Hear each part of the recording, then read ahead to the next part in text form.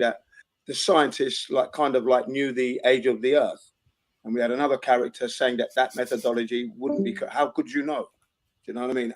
And I would have to say that there was a slight confusion there. It was nice. It got hectic, and perhaps some clarity wasn't there. All I'm trying to say is that I agree with the guy that said that you cannot know. How can we know? It has to be a guess, right? And then what methodology would we have to know that the Earth is 4.5 billion years old, for example? How could we even begin to know that? Suppressed. You don't have. No one can speak here. So I don't get it. There's a live stream.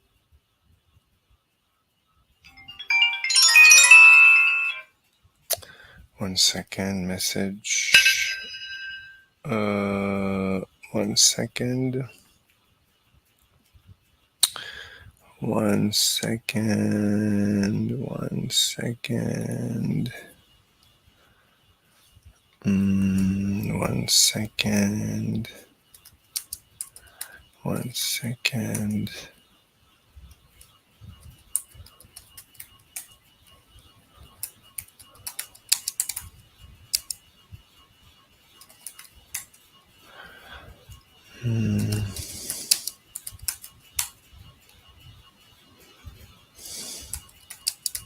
One second.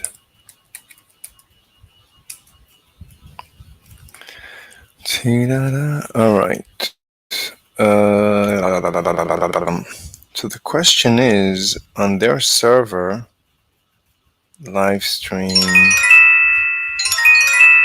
Oh, it's a stage, and that's you. Live stream 2.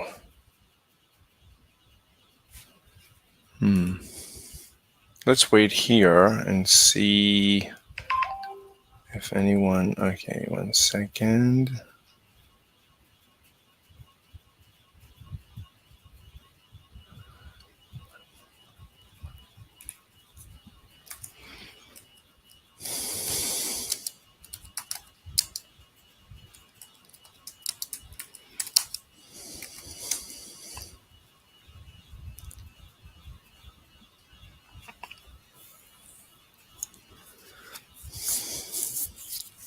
One second.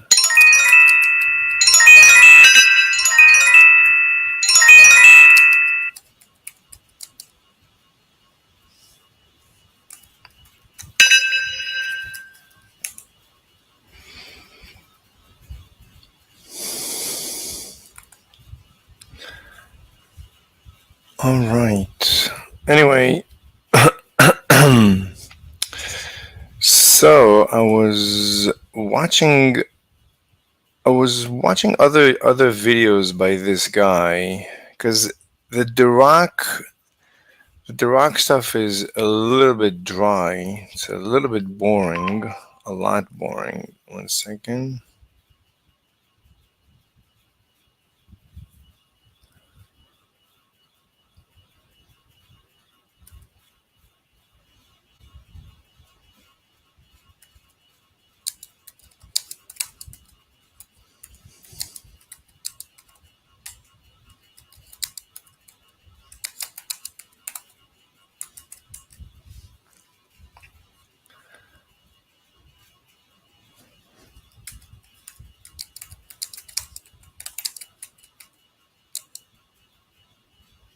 Oh, okay.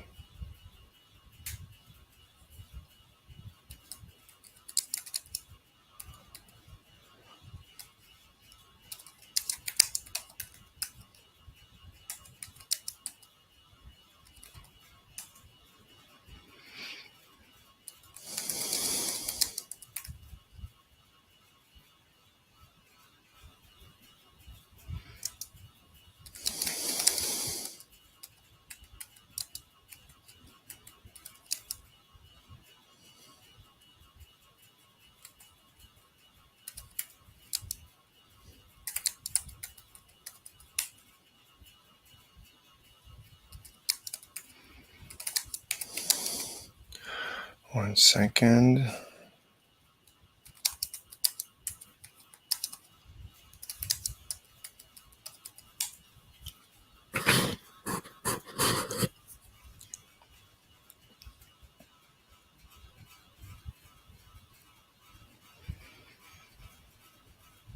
Okay.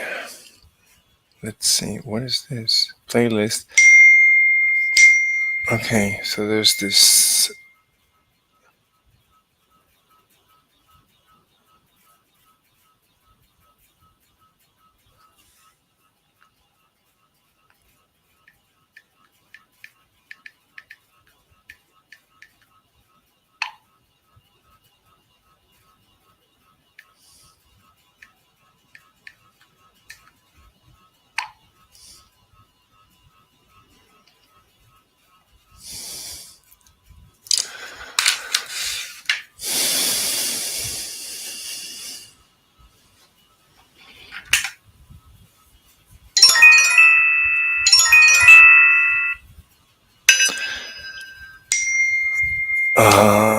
She's going.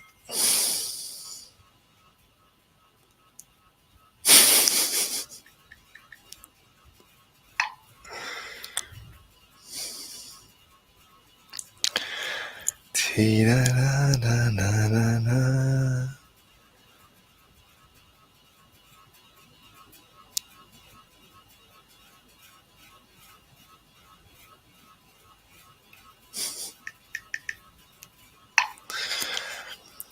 This is very interesting. I think she might be bisexual because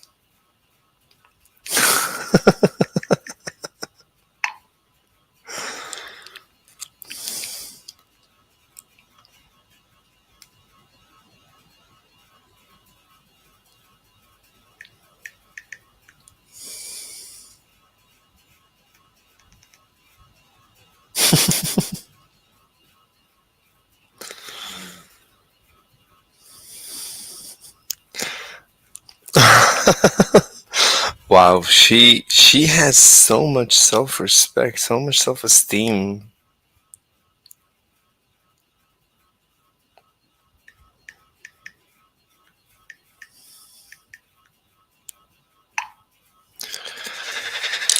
Anyway, so she's very cute. The way she texts, very cute. I mean, she was very difficult to get through.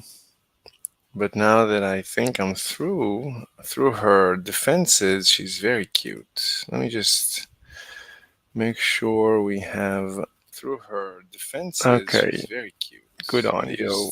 Audio is good. Let me see. As opposed to if you could spin it. What do you mean? Yes, as opposed to if I could spin it. This guy is asking good questions. So this is very interesting. This is very interesting. There is a there's a 5.5 hour video that this guy is commenting on, and he says he's Dr. Michael Jones. Let me see who this guy is. Wow, 19 subscribers. Medical marijuana. Oh my god. Let me ask why they're calling.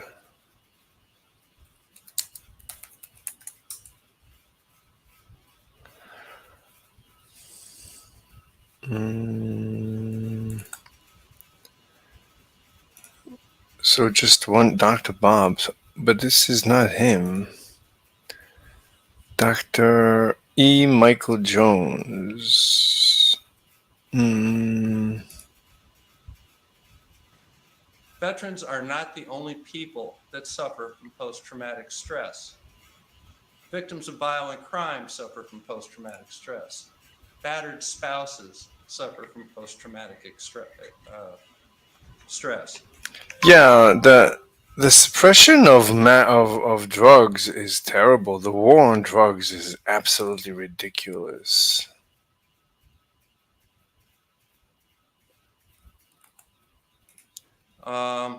Significant medical issues that are sudden and life-altering, such as a CV. Interesting that he has a military jacket, but there's no patches. I don't know if it's is it really? So he's army? Yay, can result in post-traumatic stress. occurring, such as a CVA, can result in post-traumatic stress. What is a CVA? One of the major criteria for the diagnosis of post-traumatic stress is intrusive thoughts, nightmares, inability to obtain restorative sleep. Many people suffering from post-traumatic stress currently are being treated by myself and other certification physicians. We cannot certify them for post-traumatic stress. We certify them for their chronic pain and many of the associated symptoms that they have with post-traumatic stress. And we get what's called a fortuitous side effect in medicine, where, okay, we can't certify you for this, but you've got something else and you'll gain benefit with this because you're treating something else. Post-traumatic stress has many things that are associated with it. It's not just a problem for an individual coming back from combat or a battered spouse. These people have higher rates of divorce. They lose their jobs because they can't function anymore and they withdraw from society. They commit suicide. 18 suicides a day was the number that I heard. That's amazing. I know the VA is really concentrating right now on the risk of suicide in returning veterans from Iraq and Afghanistan. This has been a problem for some time. The main issue with marijuana and post-traumatic stress is the current mainstay of therapy is cognitive therapy. Basically, post-traumatic stress is people that have a stressor and they do not have the coping skills in order to deal with those stressors. They need to be taught those skills. The arguments that you will hear from the people that do not want to use medical marijuana with post-traumatic stress is that, oh, they're not in the present tense, it interferes with their cognitive therapy. Now, I'm going to be very blunt. Cognitive therapy lasts for years. And if it's a matter of going into therapy for 5 years versus 6 years, that's a small price to pay for somebody that's going to do a 44 caliber taste test because they cannot bear their life anymore. Jesus Christ. We make a big play in medicine of involving patients in their own therapeutic decisions. Cancer patients, glaucoma patients, chronic pain patients currently have the option of using medical medicine. Why are comments turned off? This is really important. Not I'll take that option. The option is So Dr. Abel previously indicted for 3 counts of felony criminal sexual conduct after being accused of providing prescriptions of addictive painkillers to a possibly young male patient in exchange for sexual favors. C. Note below testified in favor of approving cannabis to treat PTSD, especially for victims of assault. The Michigan Department of Licensing and Regulatory Affairs is charged with making the final decision about whether to approve Parkinson's disease and PTSD for treatment.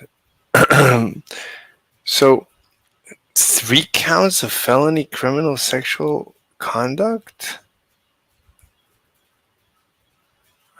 Anyway, this is irrelevant to what he's saying. I mean, what he's saying, it's completely irrelevant. Who cares who he is?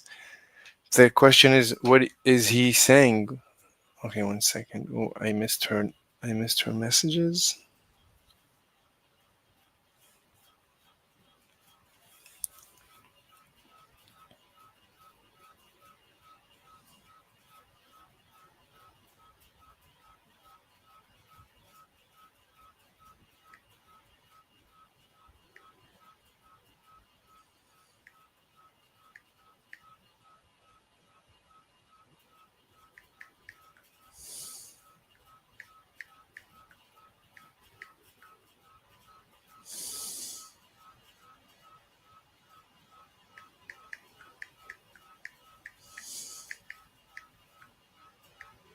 One second.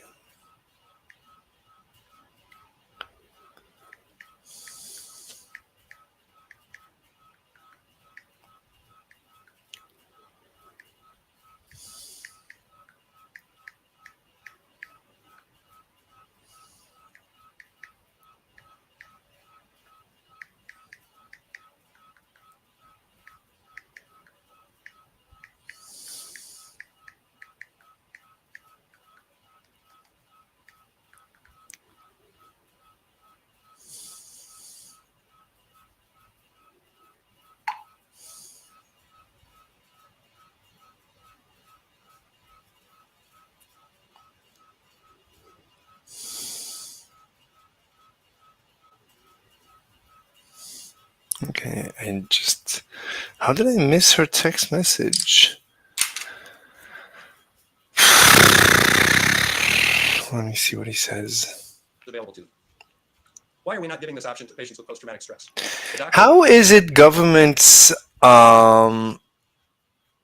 business what I do with my body? I thought my body, my choice. I was really convinced, my body, my choice. My body, my choice. Yeah, my body, my choice. I want to take drugs. Leave me alone. What does anybody care? If I put a bullet through my head, is anybody going to care? No. So why do you care if I put some drug in my body? If I drink coffee, alcohol, nicotine, that's all fine. But cannabis? No, that's one step too far. Why? Why do you care? How is it your business? And the patient are the ones that know best how this disorder is affecting this person's life. If we save one marriage or prevent one suicide and return somebody to productive society, How is it government's business whether I'm a productive member of society? It's none of government's business. I don't want to be a member of society. How is this any of government's business?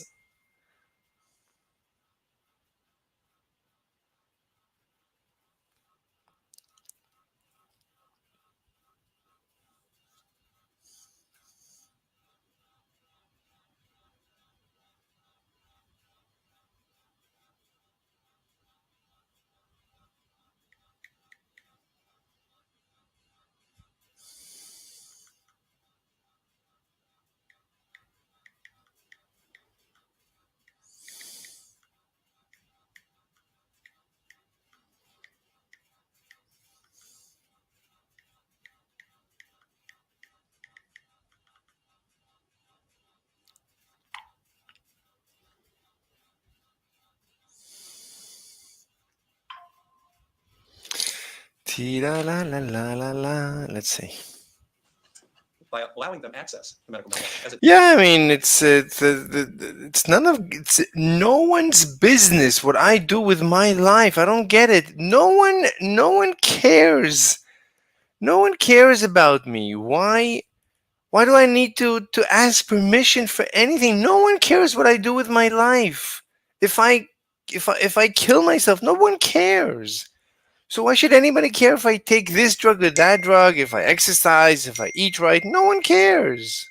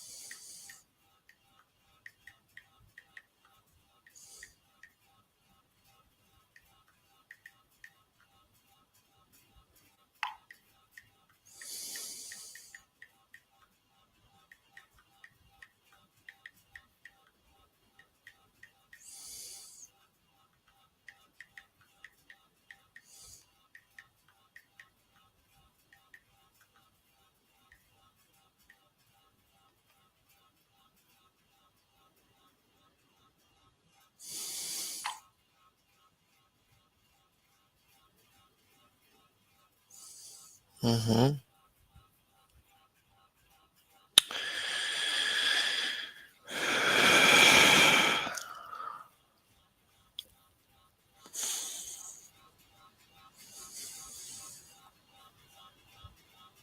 All right.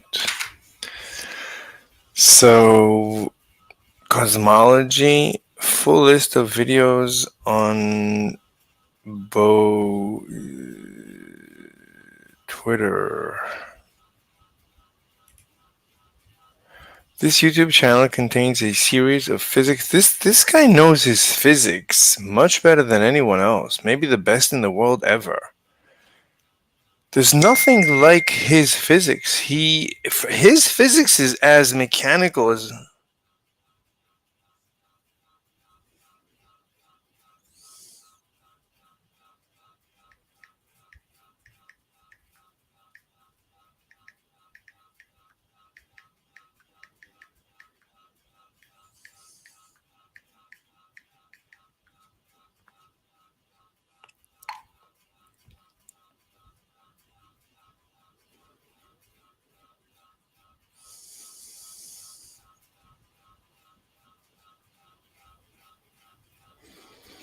So I told her that until she decides what she wants to do with me, I am thoroughly dedicated to her. So she says, "Are you for real? Where do you bring these sentences from?"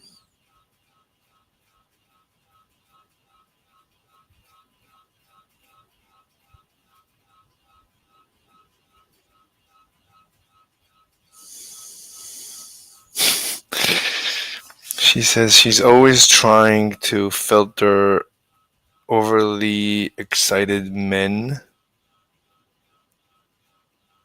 but she says, I've never met anyone like you.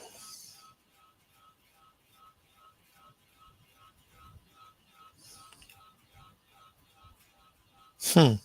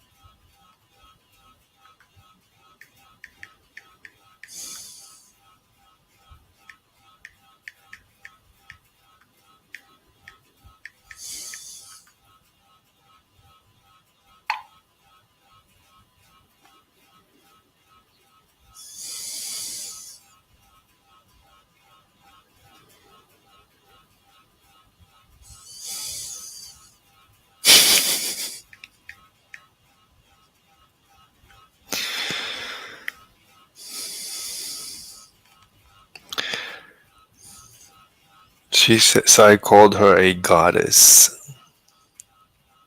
She says, "You don't know me yet."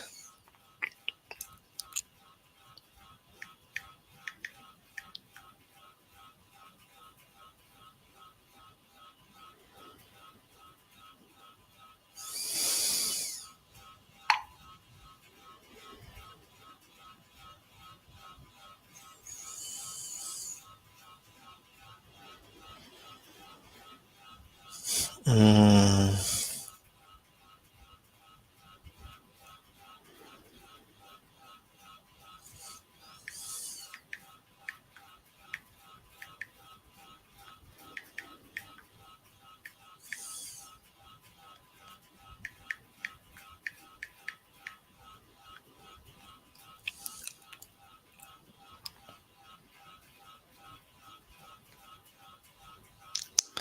She's asking, so other women, how do they react to you? Because she says that I'm different.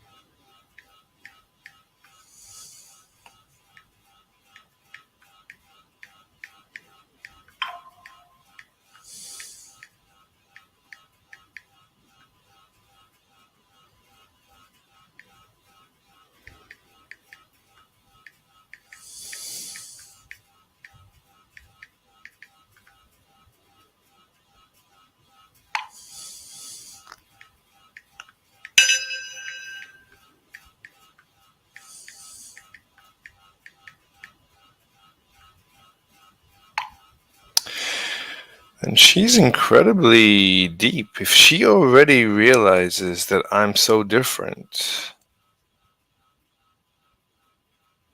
that's deep. I mean, she is, that's fantastic. How could she figure me out so quickly over text? Incredible.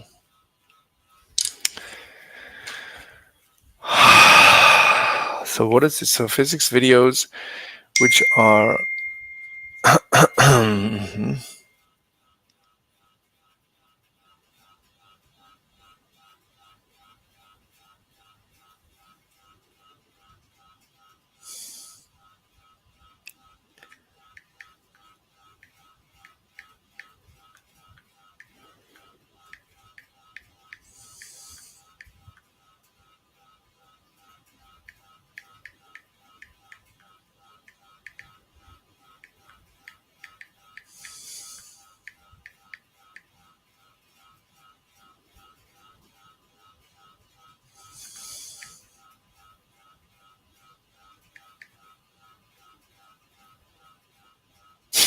She says I'm strong.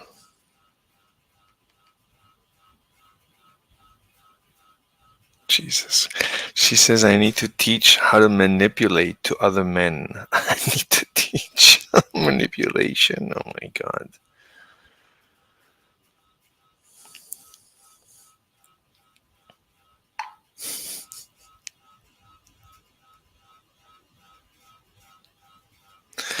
She keeps sending me smileys. That's good. That means she's happy.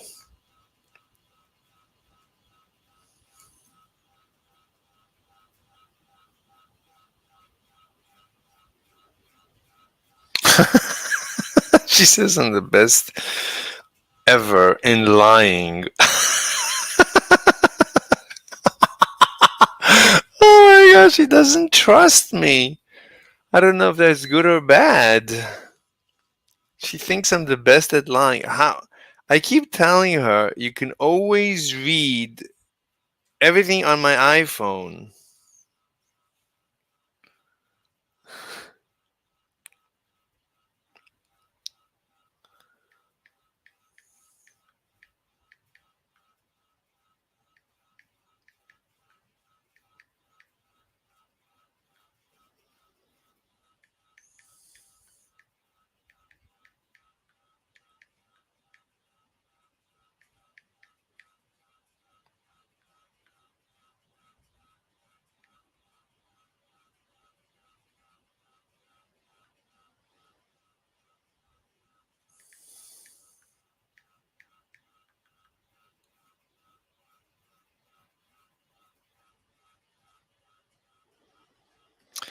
Jesus Christ, she's so untrusting.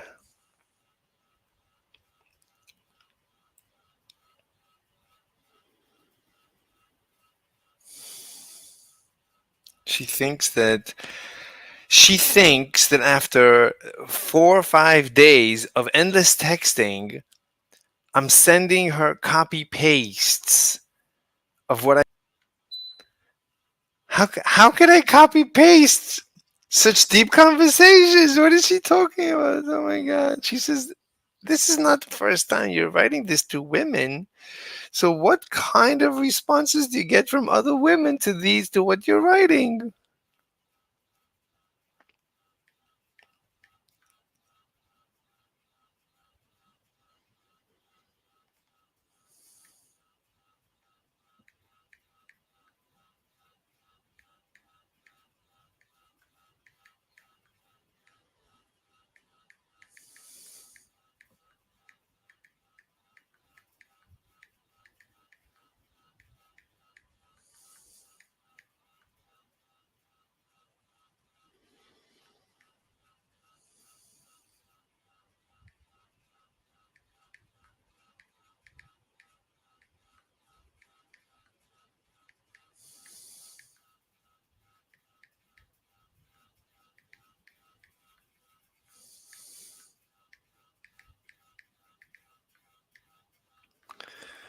So I'm going to tell her that the truth is I never had such a conversation. So everything I'm texting is for the first time.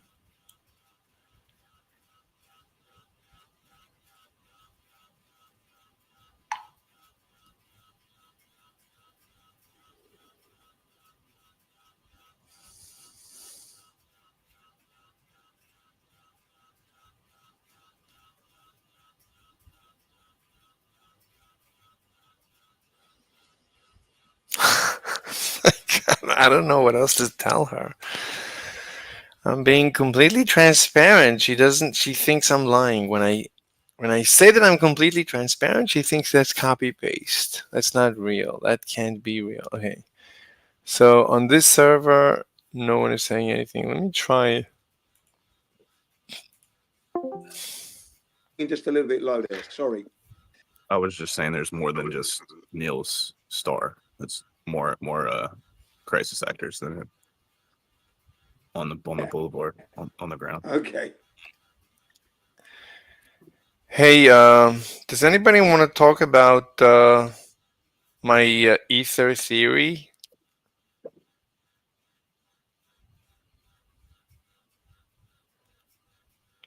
Yeah, Mr. go ahead. Slave. I'm always interested in Fucking ether. You go slave. ahead, sir. Oh my God! Don't Please tell be me my guest. he's back. Rick, to see we you, did brother. this, and I went crazy the other night. I'm quite sober this time, but I really don't feel like doing it. Rick, it's all you. Go, Rick. Okay. I mean, as long as everyone else wants to entertain this. I'm curious now. You guys piqued my curiosity. Okay, percentage. Mr. Slave, you're doing this for Mr. Percentage. Mr. Percentage's sake.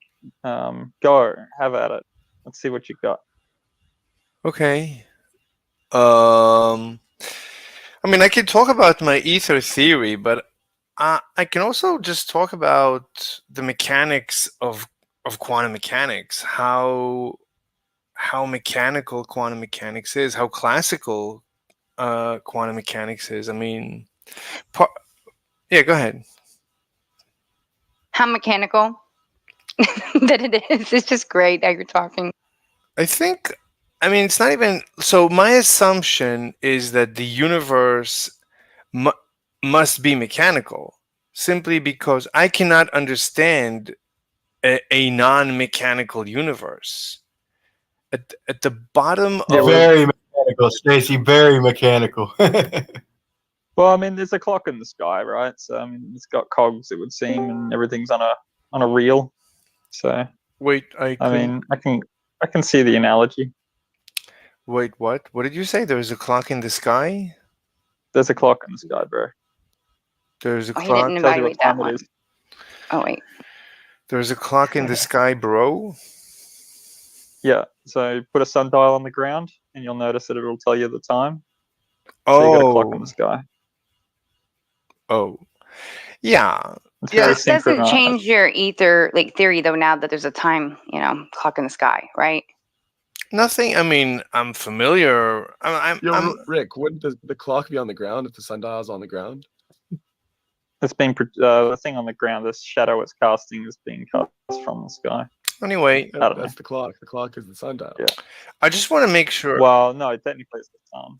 So, The sundial is the projection. so yeah, right, Mr. Slave. So thank you. So, I'm completely on board with mainstream physics, with big physics. Like, I don't distrust, and I think they got everything right. Except, Okay, with minor exceptions, like my ether theory. My ether theory doesn't contradict anything mainstream science.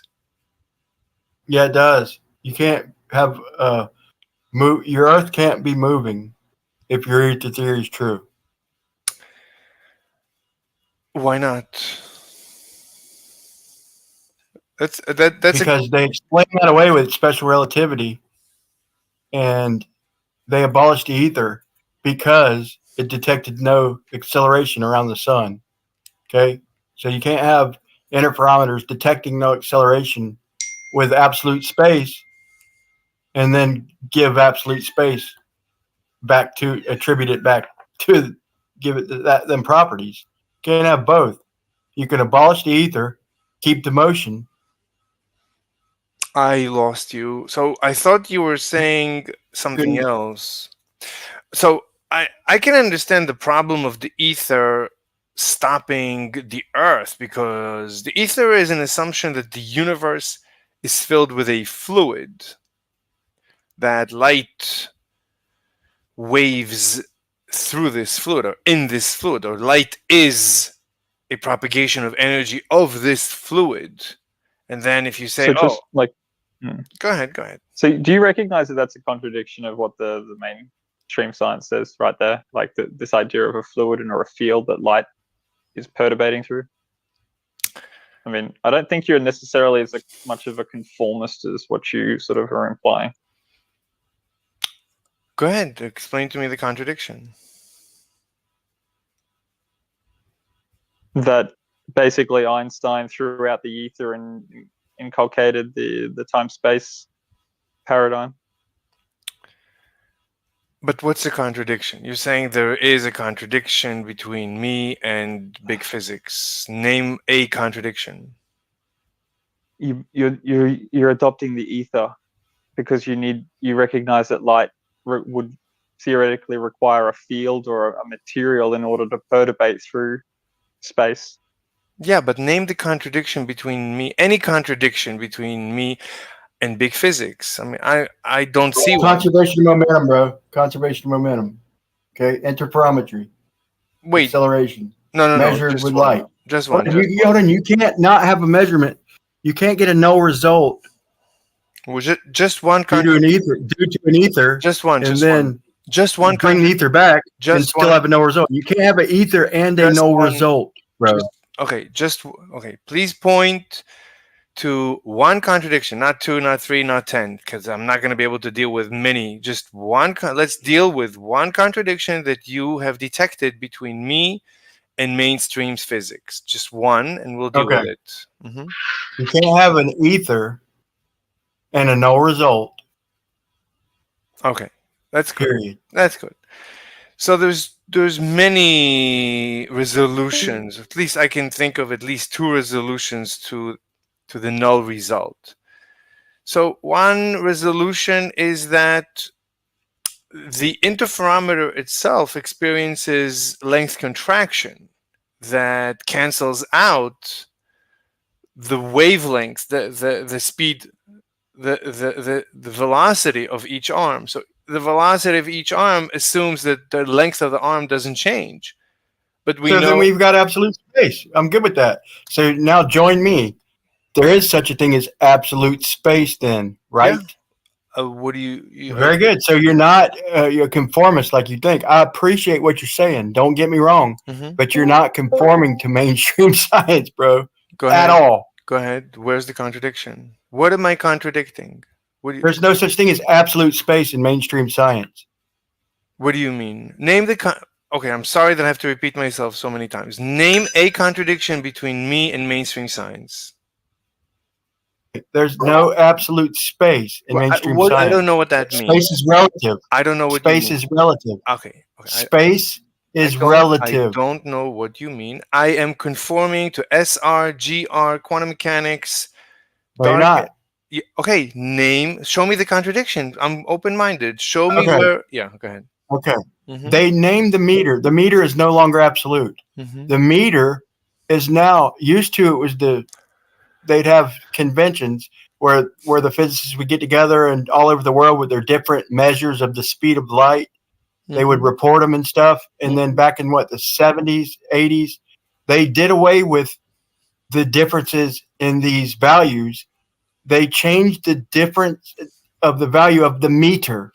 They've now held, you got to have a constant to do any kind of measurement at all, period. You've got to have something constant or you've got no measurement. So now what they've done, and they've done it a while back, is they made the meter now fluctuate, the speed of light constant. So no longer does the speed of light fluctuate. Now the speed of light is constant and the meter fluctuates. So space is not constant. I don't know. You suggesting an ether I don't means know. no result, means no constant space. I mean, that's the mainstream is you can't, it's no constant distance, no constant space. Now you've got Ramonian geometry. You've got no constant space. And now, so you can't have an ether. You can't have both.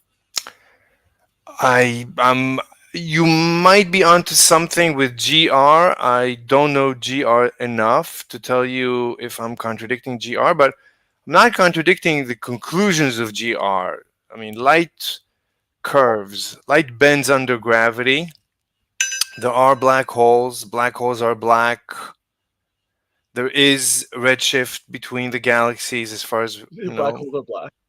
Yeah, black holes are black. No light comes out because, I mean, space falls into a black hole faster than the speed of light. That's math. That's all mathematics, bro. Okay, If we don't need black holes, if we don't need all that mass, if we've got a force of electrodynamics, we don't need all that mass attracting mass. We've got varying forces, bro. We can have black holes, but we don't need them to be some shit that light can't escape due to the density of mass and shit. Okay. So again, I'm gonna have to ask you if there's any contradiction that you see between me and mainstream. I don't see any contradiction between my position of the anything and mainstream. Let me try one more time and I'll pass the buck. Wait, what do you mean one more time? You haven't done even. Well, yeah, go ahead. Well, you did agree with a couple things, but just the finality of it. Okay, so let's think logically. If I fire a beam of light perpendicular to motion, and I fire a beam of light in the same direction as motion, okay, don't just think about the Earth. Think about an interferometer and how it works in reality. We do know that. And how it what? Hold on, an interferometer can measure displacement. I couldn't hear you. And how it what with reality? An interferometer, I'm saying, don't just think about the planet at first. Think about how interferometers work. They measure displacement down to the nanometer. Like literally, they measure any displacement at all, any displacement whatsoever. Interferometers measure with light. And that is by firing light in different directions and rejoining the beam and measuring the interference pattern. So they know that light doesn't conserve momentum. Therefore, interferometers work. Lost. If light conserves momentum. I'm lost. I have no idea what you're saying. Let's think about it like this. Think if we threw baseballs one way, like perpendicular. You know what perpendicular means? Sure. Okay, so if we threw baseballs, if we had little fucking fairies throwing baseballs perpendicular to the direction of acceleration, and we had little fairies throwing baseballs. What do you mean in the direction of acceleration? Listen. I'm lost. You lost me already. I can listen, but I already lost you. I don't know. I'm trying to imagine what you're saying. I'm lost. Acceleration. You know what an interferometer is, bro? You don't know what an interferometer is, then? Okay, look. I asked you. Socratic method? You do it for me. Oh, dude, I can't do as well as you can. Like, I'm not as technically versed in all of these details. But when you say it, I'm like, yeah, I've heard that before. I just. It is very weird though hearing somebody. It's very weird hearing somebody talk about the ether when they don't even know what an interferometer is. That is so weird. Like, how do you know? You don't have nothing to say about this topic if you don't know what interferometer is. Okay, what you're doing right now is referencing me. I asked you to show a contradiction between my position and mainstream. So you don't need to reference whether I know something or don't know something. Just tell me a contradiction between the position, not me. The position. You cut me off, bud. You can't understand you. I'm not following. Okay, guys. One at a time. It's too early for this. A little too early. My coffee's not there yet. But Mr. Slave, please listen very carefully and maybe read the text as well and the live stream, because he has explained to you and then explained again and then probably 4 more times. So please, if you want to explain it, Brian, one more time, that's fine. But if he doesn't get it this time or understand what you're trying to say or put down, then I wouldn't suggest keep going, because I've already heard it quite a few times myself. How about this? Yeah. You're talking, sorry to cut you off there, Mickelson and Morley and Sagnac as well, yeah? Mickelson and Morley and Sagnac. 1 second, please. Slave, whenever he says a word that you don't understand, ask, what does X mean? What does that mean? and then Brian will define it for you, and you guys could go slow. And Brian, try to like make it more simple. Yeah, I am. But when when I ask him what an interferometer is, and he just says, "I don't know what you're talking about," like, do you know, Mr. Slave? Do you know how an interferometer works? Look, I'm not going to answer questions about me. We're not talking about me, what I know. I'm not I don't going know where to start, brother. Brother, I don't know where to Yeah. start. if I All don't right, stop right understand, there again. Let's stop right there again because this was your ether theory. So therefore, when we talk about you, because this is your ether theory, no one else's. This is your Mr. Slave's we're not ether theory. discussing me. Then he I'm not has here to to ask you discuss me. questions. I'm When he's not. asking you a question for a specific reason, he's trying to figure out what he has to explain. If If I you don't don't understand, understand then that, I'll ask he has to go questions. further with you. Trust me, if I don't Okay? understand, so wait, you're It's silent? simple. If you don't know something, we're not always putting you down. Put your hand up. I Look, don't know that. look Please there. help me learn. Okay. There's nothing wrong with not knowing something. Wait, why did you silence me? Why did you mute me?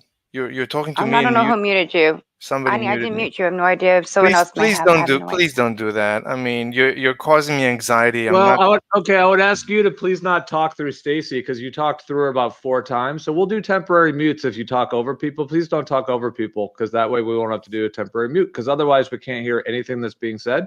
So we have to go one at a time, please. Thanks. Okay, so let me just reply. I'm not gonna stay if I'm like if I'm abused. I don't enjoy being abused. So I don't like. No, nobody's being abused. No, we do temporary mutes if there's over talking because we have an audience and people can only hear one person speaking at a time. So there's no censorship, no abuse at all, just temporarily muted. We prefer not to mute anyone, so please just don't talk when someone else is talking, and then we won't ever have to do a temporary mute. Mr. Slave, I guarantee I'm the temporary mutedest person around here, and you'll seldom hear me complain. As long as I know it's fair, bro. Hold on. If I go to speak over somebody, but let's get back to the point. No. If you could answer what you know what an interferometer is, I'll know where to start, sir. Look, I'm getting anxiety. I'm getting an anxiety attack. So I'm gonna take a break. Maybe I'll be back later. Bye. Wow, these people are terrible. Just terrible. Absolutely terrible. Wow.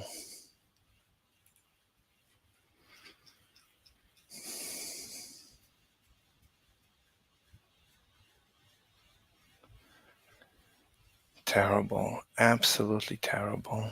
Anyway, it's like a simple discussion. Immediately, anyway, forget it. Let's see this. Anyway, so this YouTube channel contains a series of physics videos which are intended to give a basic introduction to the subjects covered. They explain. I'm shaking every time I go on Discord. I end up shaking from a panic attack because it's like it's the worst experience in the world. You could you can't talk. Oh, you it's our server. We're gonna silence you because we are gods and we're gonna abuse you. And they don't see it. So I need to take a break. You know, when they misbehave, I just have to leave. They explain the essence of the subject in as simple as way as possible. Yeah, this guy, he has by far the best lectures. And this is from 10, 12 years ago. They assume basic knowledge of algebra and calculus and some general physics. UK A levels are broadly equivalent to USA AP SATs.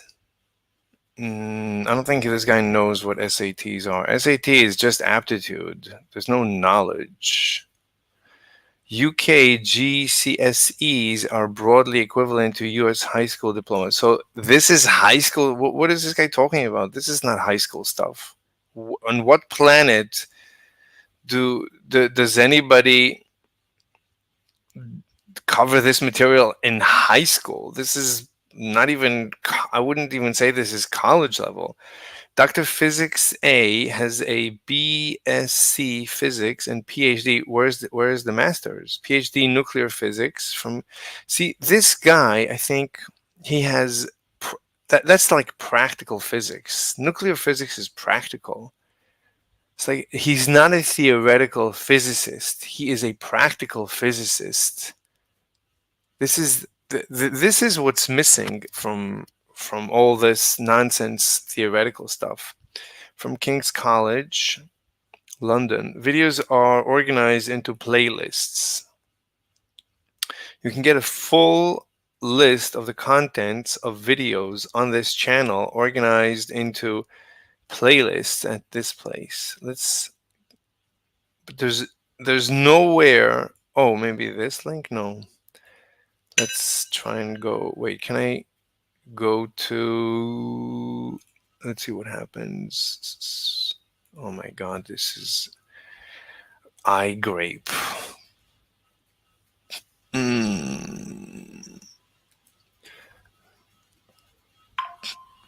Okay, let's magnify this. All right, the YouTube channel contains a blah, blah, blah, blah, blah. The videos are organized. Each playlist, the material, channel ranges. Okay. Oh. First and second year university physics degree level. Okay, that makes a little bit more sense.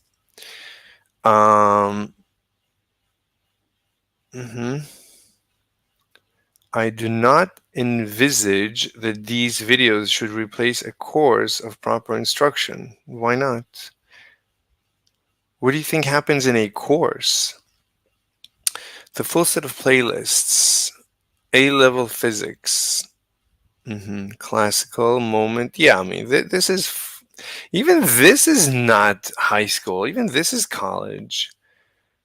Speed, this is still classical. This is all classical. Wow. Wait, what? I just saw XOR. Oh, he discusses gates. That's incredible. Wow. Like, this is, you don't need to know anything except for his stuff. I mean, if you know his stuff, you're a super duper genius. Oh, we have people here. There's a bunch of people. So, oh, but this is from an hour ago. When is this? This is, oh, this is just from now. Okay. Good night. Wait a minute. Good night? What do you mean good night? So you must be in Australia.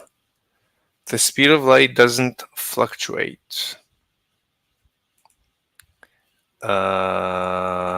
Okay. Oh, wait a minute. This is not from an hour ago. This is just from now. This is very recent. Yeah, I know the best content is drama, but this drama is causing me to hyperventilate and to get anxiety attacks because it's so much pressure to be in a room. It's not the problem of being attacked or having to defend my position. That's not the issue. The issue is that they keep silencing you and they could boot you anytime and derail the conversation. And it's such an unstable platform. Anything can happen. It's like, I mean, I can only assume that actually being in battle, I mean, now I understand what it means to be in battle. It's like, I can understand how you can get PTSD from actual battle because no one is asking you questions. They're just firing actual live bullets at you. And that could, really destabilize your mental state after a while. So this Discord is very dangerous. It's not, if you're going to engage on Discord, good luck. Anyway, A-level physics exam questions, questions examples. OCR material. I don't know any of these terms. Particle physics. So there's a link to the playlist. Like, this is so organized. No one has anything like this. No one. Nuclear physics. No one has this. I need to study thermodynamics. I need to go through everything he teaches. He's the best teacher. The rest of them are just so terrible. Classical mechanics. Only now he gets to classical mechanics? Jesus. Special and general relativity. I need to do GR. I need to do SR. Jesus Christ. Cosmology. Jesus Christ. Quantum mechanics. A simple derivation. He's the only one. I've been looking for this for years until I found his 7-minute derivation of Schrodinger's equation. So straightforward. Dark energy. What is this? This is cosmology. Yeah, I need to study this. And is this the end? No, there's still miscellaneous. Vector algebra. Planck units. And these are videos. Each one of these is a video. So this page is invaluable. Let's see if we can find him on Twitter. Let me click it. Press here for YouTube main page. Okay, so the YouTube main page we're familiar with. What is this picture? Is this ice? It's two people and a puppy? Okay, and he is a doctor. So, okay, let me sign into Twitter. Jesus Christ.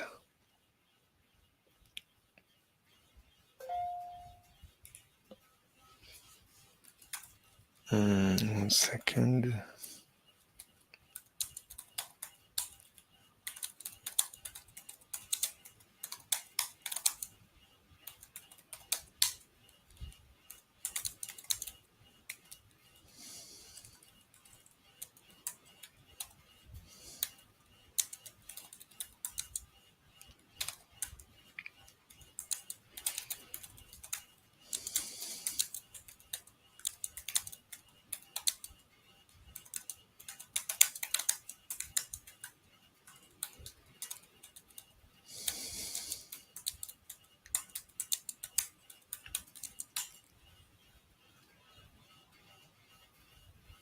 Okay.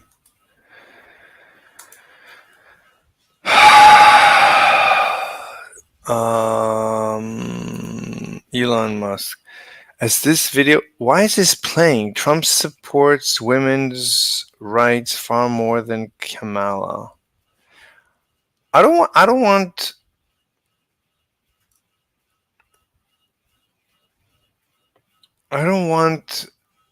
hold on. I don't want my Twitter to 1 second.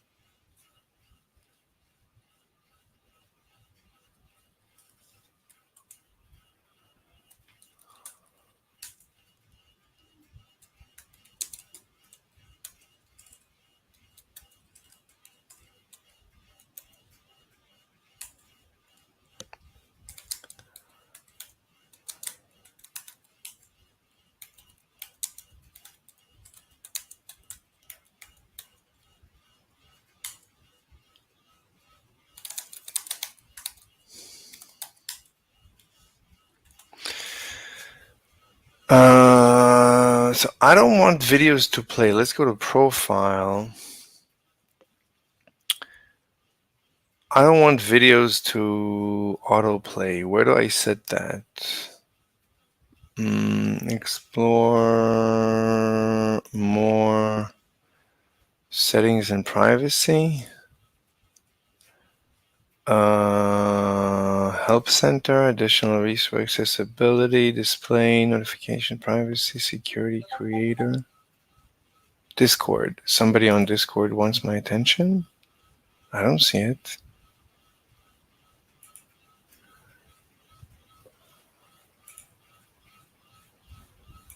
What's going on? Let's see if Amber is around.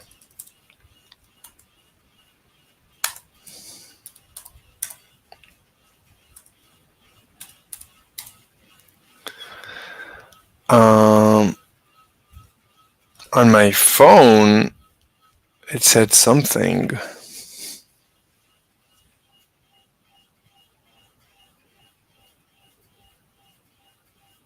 Oh, on my server. Jesus Christ! There's no So my server is muted. All messages. There's nothing muted.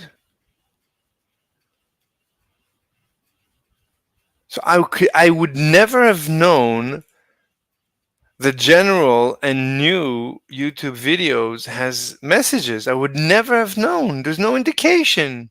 This is like everybody else's server I don't care about. My server I do care about. Unbelievable. All right. Can I join the live? I am qualified debunking shitty. Yeah. Do I have it with me? No, that's not it. Where is the live? Here's the live.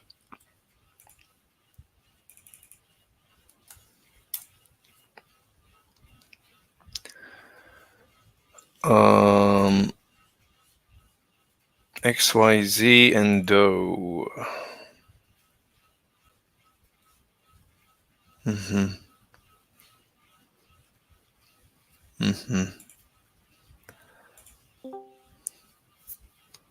Or you can join here. I mean, I should always be at least on my server. Let me see. Where's this guy?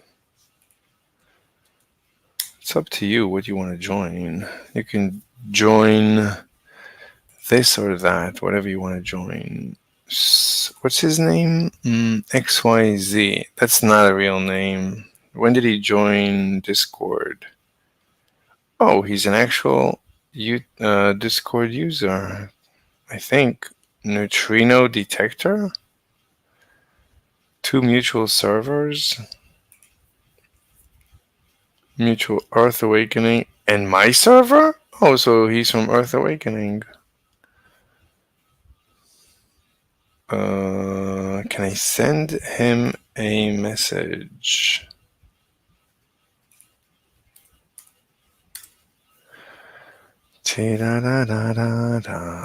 Why does it keep asking me to prove? Okay, please click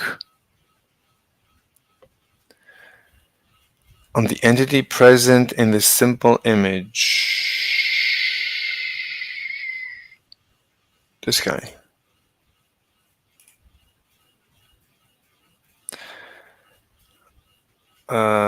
This guy.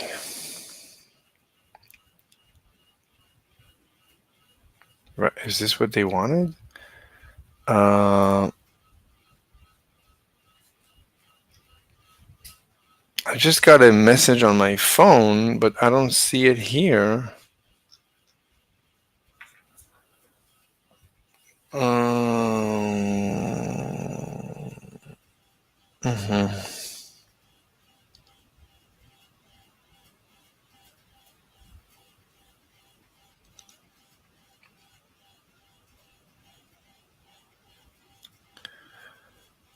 Okay. All right. I don't know where he is. She, they. You want to join the live? I gave you all the links. Where are you? What else do you want? XYZ. Here's the link to my Discord. You can join, or here is the link to my live. You can join. It's up to you. We're playing Krita, so they're playing a game. They're not available. You want to join the live? Okay, join the live. Where are you? Where are you? I am waiting. At least respond. It's like not even a response. It's not even texting, nothing. After they said they want to join.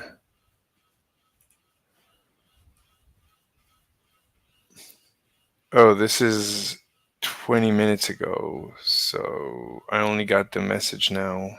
Yeah. Yeah, Discord is terrible. Discord is just terrible. Anyway, let's try maybe to visit again. I don't know if maybe they banned me or something. Who knows?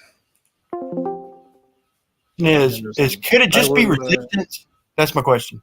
I understand all of the questions you have. I will respond fully. Okay, so basically another way of okay, let's start from the beginning. If you have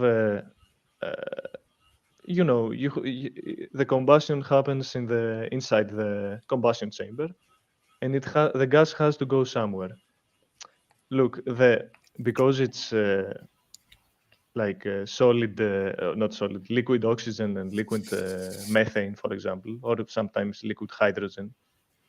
It isn't going to be the same with materials you burn here, and it's not it's many times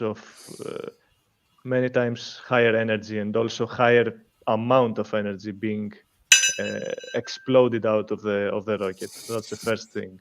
And also, you ask why they expand the nozzle, why it's larger in the second stage when it reaches space. This is because the gas, it's a super high temperature gas when it leaves the chamber, and it has to, because in space the gas doesn't have any resistance with for example, what's an example? It won't expand here on Earth that much like it does in space, because in space it doesn't have resistance from the air around it to pressure it down, because we have here on the chair that you are sitting on, we have 1 atmosphere of pressure, which is like... Yeah, this guy is probably like a mainstream guy trying to put some sense into these flat earthers. Anyway, I wanted to ask Twitter to not play videos. I hate it when things play automatically. Additional resources? I don't know how to. Okay, how to configure monetize premium creative security notifications? Your account? Monetization, premium, creator, security, account access, privacy, notifications, filters, preferences, push, email, accessibility, display, manage, font. No, that's just actual display. Data usage, maybe data usage, autoplay. Data saver, autoplay, never autoplay. Cellular or Wi-Fi. Let's see if this works. Good, finally no autoplay. Good. All right, let me now clear up. Can I set my location to New York? Profile again. More settings. Additional resources. Cookie. Marketing helps. Oh, these are just links. That's useless. Languages. Keyboard, accessibility, display, language. Maybe language? What about location? Can I set my location? Let me see. Location information. Personalized based on places you've been. No. See places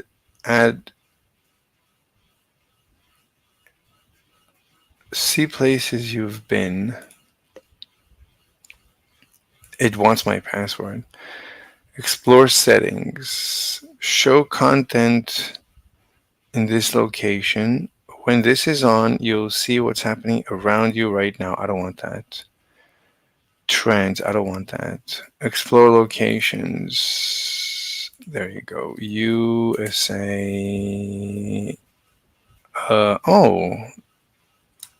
New York. So let's try this again. New York. There you go. New York. Finally. Finally. Somebody let me out of my bag.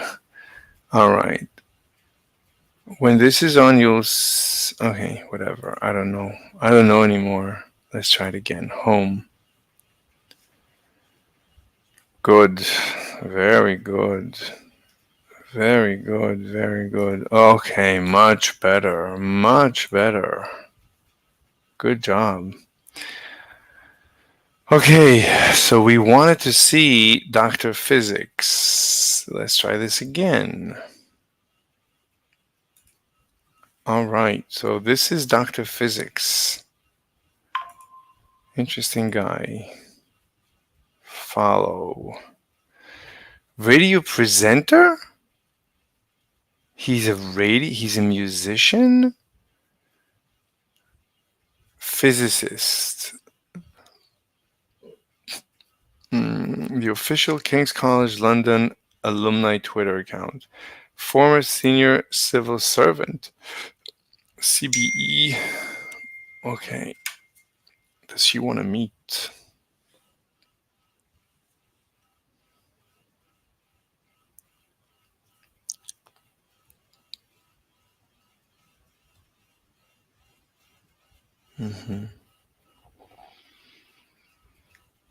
Let me ask him if she wants to talk.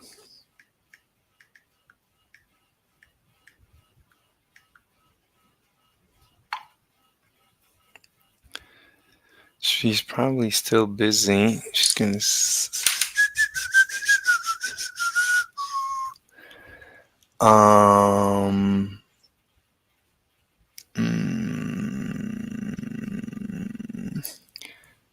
This is from 22. Oh my God. So this is almost 3 years ago. It's not going out. What? It's the not going out show. 1 second.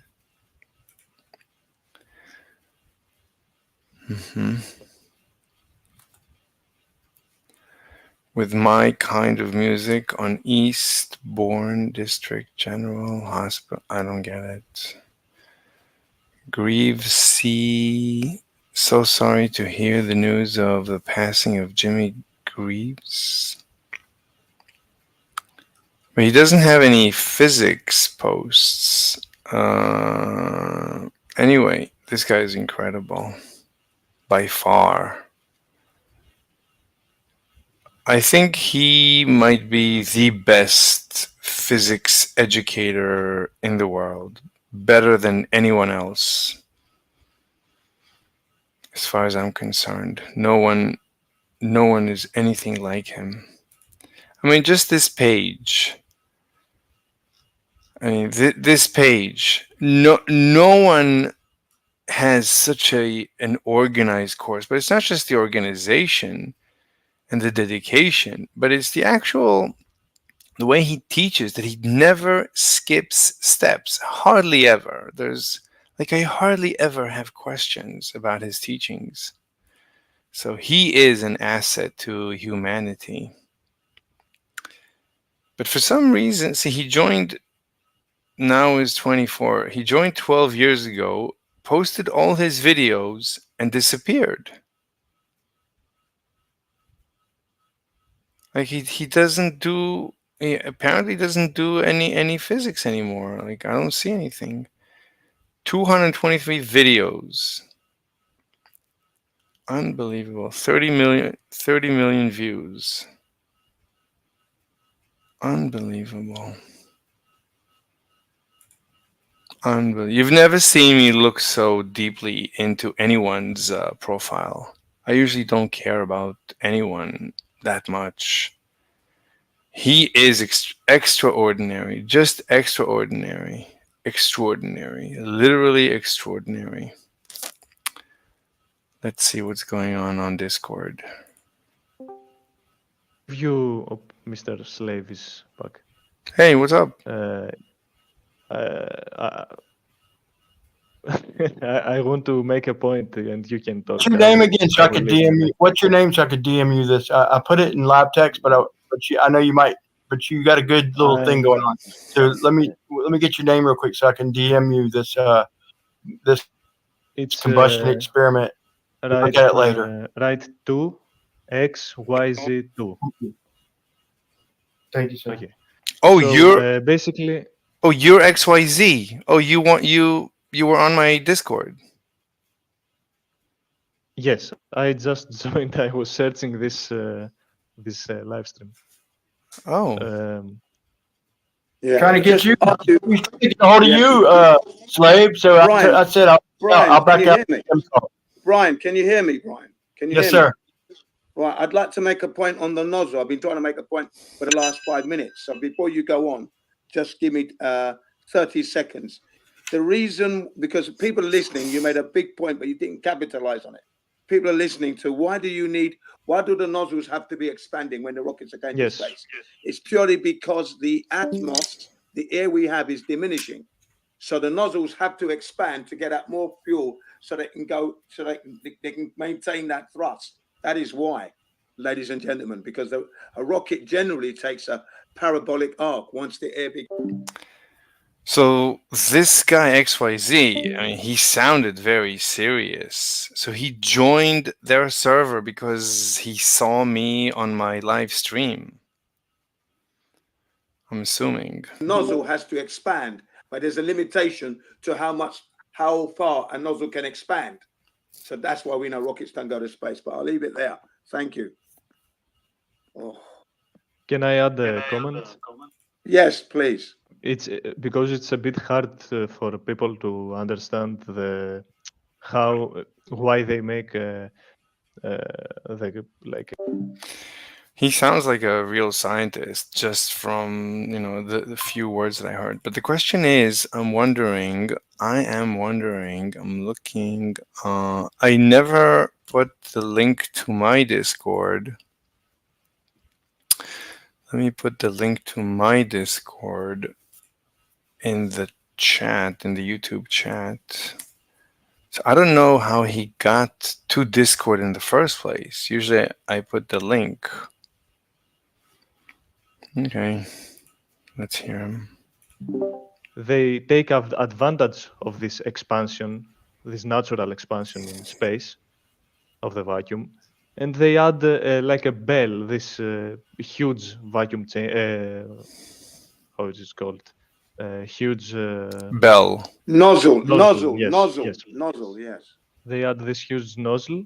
So basically, the gas rubs itself, and because it has a pressure still inside this nozzle, right after leaving it, it will add an extra amount of thrust, an extra amount of forward thrust to the rocket. This is why they do it. That was my whole ladies point. and gentlemen, whilst while XYZ is speaking partially correct, he's not 100% correct. The correct thing, rockets need air to push off of. Okay? What? I'm going to post the video shortly. It's only right. So, and because the air is, hang on, please, let me finish. Yes. Because this the is air such nonsense. is diminishing as the rocket. Rockets don't need air. Rockets work on action equals reaction. Action opposite reaction. The rocket pushes away the thrust, and therefore the rocket is pushed away from the thrust. Nothing to do with air. Going into an arc, the maximum nozzle expansion. What arc? These flat earthers are very difficult to deal with. Ocean. That is like they know some stuff, but it's difficult to debate them, but I don't care about debating them. I just want to, to say my piece. It's Can not I saying can that I you- ask a question to you, Jin? Yes, please. Okay, so let's say you have I wouldn't waste my time talking to flat earthers. Like, I wouldn't waste my time talking to any cult. It's a waste of time. What's the point?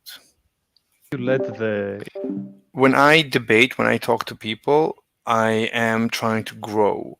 I don't think I grow. I don't grow when I'm unable to convince someone. So if I see that I'm not convincing, then I don't want to waste my time.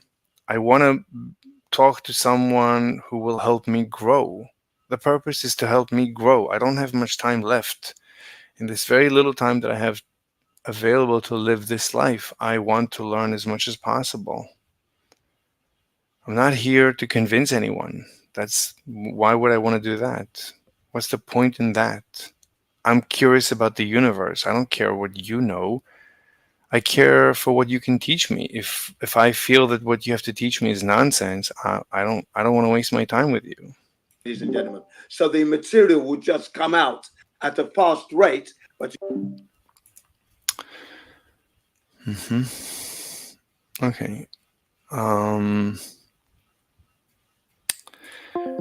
don't want to waste my time. I'm gonna wait here and wait for him to join me. Let me text him that I'm waiting him to join me. Okay, when you're done. When you are done with them, please join me so we can talk. He said that maybe he is.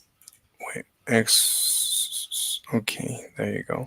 So the question is, what is he interested in? So he said that I'm qualified for debunking shitty theoretical physics. Yeah, but that's good. So I want to talk to him, see what he thinks about, ether and my idea of physics, my philosophy of physics. One second. My philosophy of quantum mechanics. I want to talk to him about my theories, see if he can debunk my theories. Let me close this X. Let me see if I can text him. Can I message him? Probably not.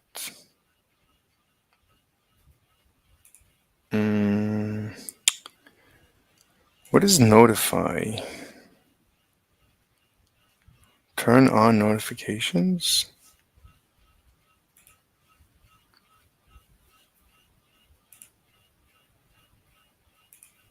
I don't get it. Turn on? Are they turned on? Like it did something to the browser. Location is off. Notifications are on. Okay, whatever.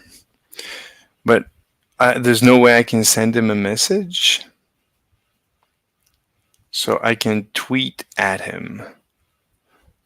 How would I even tweet at him? So he's at Bob Eagle 2. Let me try, and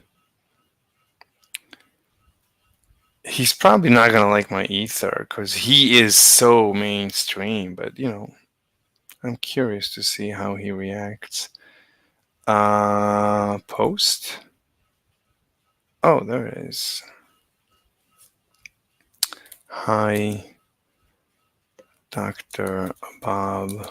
I have been learning some of your physics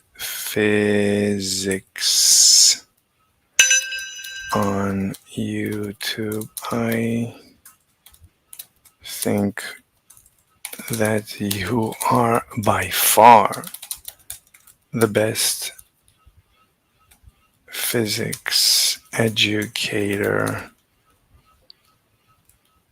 that, period. I would love to interview you on my small YouTube channel. Let me know if you no, that's it. I think that's it. Everyone can reply. Yeah, I don't care. Let's see what he says.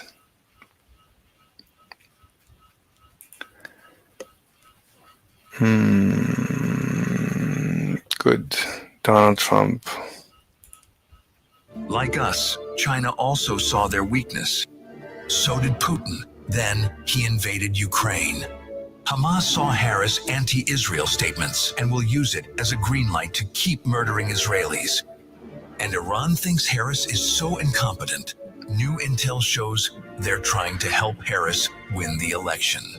America doesn't need another TikTok performer. We need the strength that will protect us. I'm Donald J. Trump, and I approve this message. Wow, good message. Like us, China. That's good. Good stuff. This power plant produces a total of 2880 megawatts of electricity. Iran's largest power plant. Mossad commentary. What? I don't get it. Iran spent 300 million firing rockets at Israel and killed one, a Palestinian hit by Iranian missile debris. What, this is going to show him getting killed? I don't believe it. I don't believe it. Wow.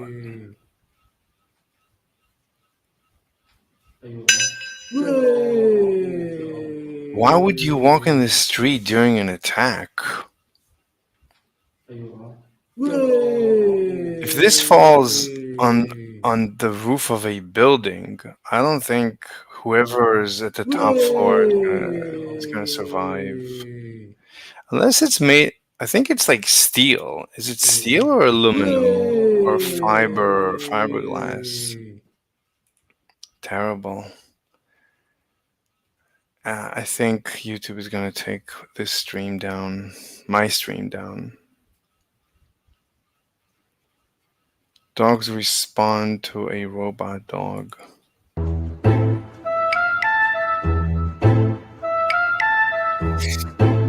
The dogs know it's something is wrong with this thing. Yeah, they know to be afraid. They know that there's nothing you can bite on this thing. This thing looks unbiteable, so it's going to be very difficult to defend against it. CBS immediately muted. Wow, they muted him. Wow.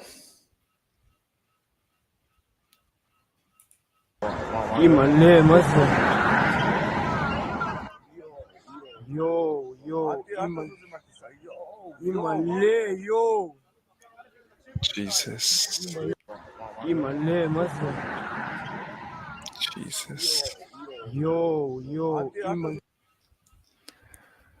Kamala Harris, but welcome to New York by bus. Welcome to New York by a sea of Trump supporters.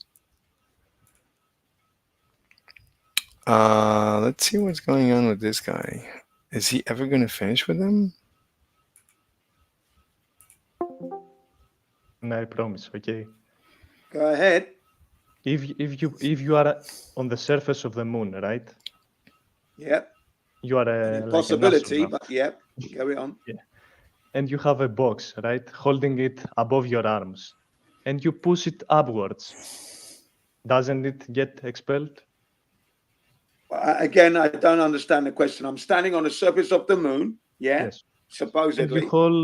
you have a box. You're lifting like the box above your head with your hands. You're Okay, so I'm holding the box you're above my grabbing hand. it. So what? Yes, and you throw it.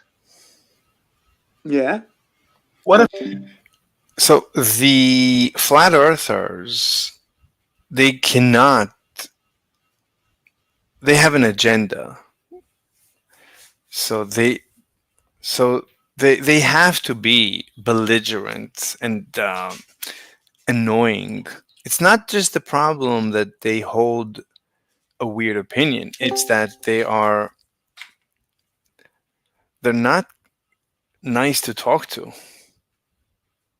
because they have to be correct and you have to be wrong. So they need to win when they debate. Whether they're right or wrong, they need to win. So this is why I would not debate them. can you blow it? You could throw it, but can you blow it?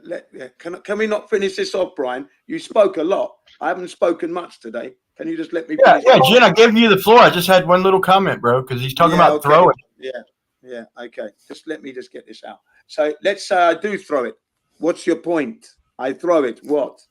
Yes, it's the same thing with expelling a gas that touches the nozzle and with a rocket. No, It's the it's same not. thing. It's not. It's not the same How at so? all.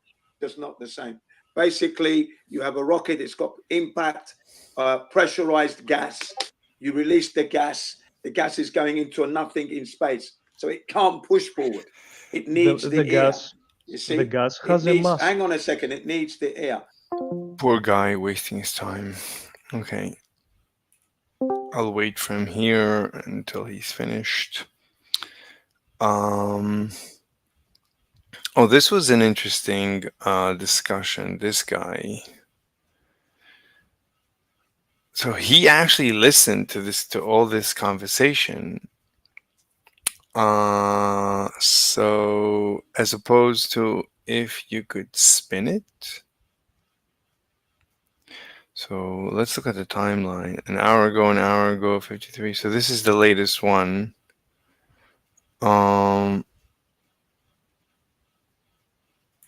So if you can't spin it, it cannot detect. I mean, spinning is critical for detecting ether.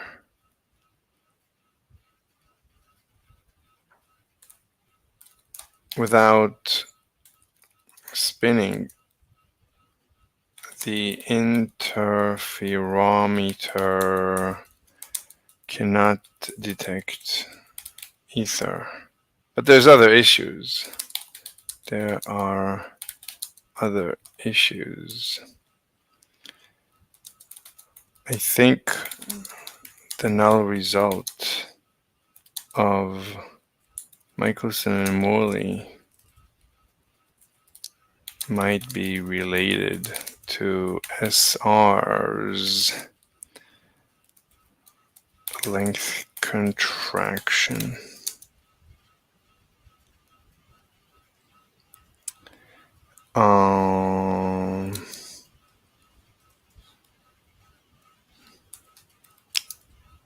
Why don't you join me on my Discord? And we can discuss it.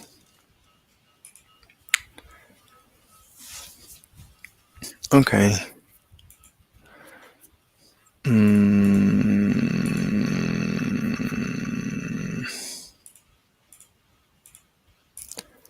So I want to get back to Dr. Physics.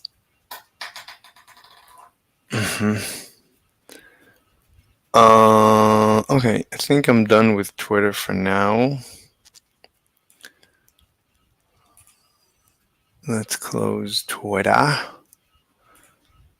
I'm thinking maybe we should start using the I'm sorry for the eye grape.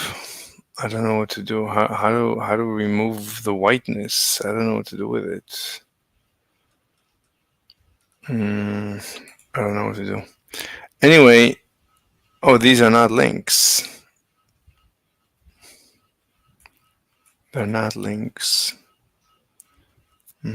A-level physics revision. What do you mean revision is like review? I guess the British have a different definition of revision. Okay, so I need to decide where I want to start from. Atomic physics, quantum numbers. This sounds interesting, atomic physics, because I'm looking for basic stuff. Atomic physics sounds basic. I don't care so much for exams. Electricity and magnetism, I'm pretty comfortable with. Particle physics, I'd like to study. Nuclear physics, I'd like to study. Sounds simple. Sounds straightforward. Like, I don't think you need any prior knowledge. Thermodynamics, I think I have to study. I have to learn it. Classical mechanics, I think I'm good with classical mechanics. Special, general, I need to, general, I definitely need to study general. There's no question about that. The general, I think, is just 1 hour. I think in 1 hour he teaches general.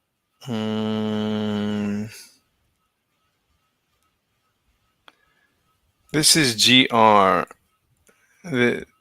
So there's 2 lectures for GR, maybe an hour each, but they're pretty. I really need to just plow through them. As difficult as it is, I just need to do it. The problem is when he gets to tensors, I couldn't understand him. That's where I had to stop. But I might have to just plow through this. This is something very important. Cosmology, I think, is very straightforward. I need to learn quantum mechanics. This is, of course, the more challenging of them all. Especially the Dirac notation. It's important, but really boring. I need to get through that. And I don't think there's anything interesting in miscellaneous. So if we look halfway through and go above, oh, it's just the beginning. So it's no, so you could say half of it is intro stuff. This is physics exams, and this is, atomic physics. No, atomic physics is important. The question is atomic physics the first thing? Like, is this in order? Is there an order here? So you see that atomic physics is right after. Atomic physics is even before electricity. And how is it different than particle physics? And only then he teaches thermodynamics? And only then classical? 1 second. Let's see that we're safe and sound. Ti la la la la la la la di la la la la.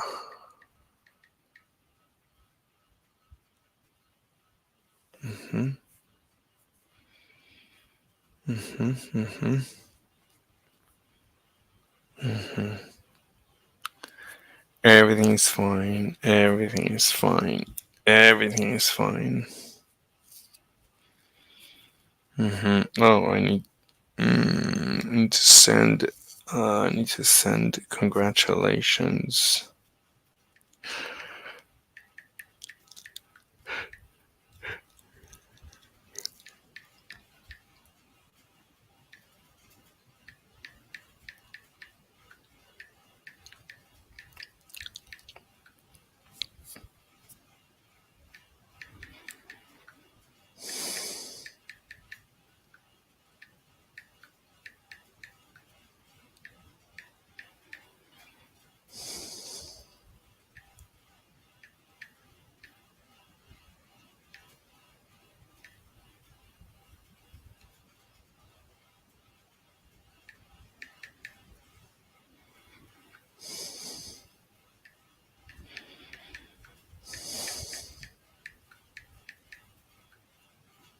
Anyway, I'm trying to think of something funny to say, but I'll do that later. Let me see that everything is fine.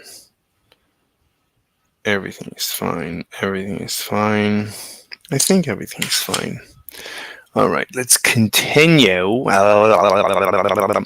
So I don't know. The videos are organized into playlists, but is the list of the playlist? Is there any organization? I don't know. I mean, usually people teach thermodynamics before atomic physics. It's like before, I would say, electricity and magnetism. Even why is he waiting to the middle to teach thermodynamics? And classical mechanics, he's teaching. Like, I would teach classical mechanics very quickly, right in the beginning. Why is he waiting so long?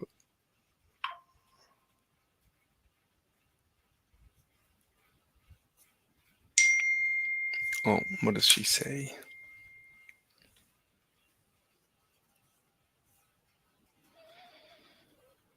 Mm-hmm. Mm-hmm. It's a very nice. It's a very nice. Anyway, so I don't know if there's any order to this thing, but let's. I think the simplest thing. No, so what I need to do is try GR.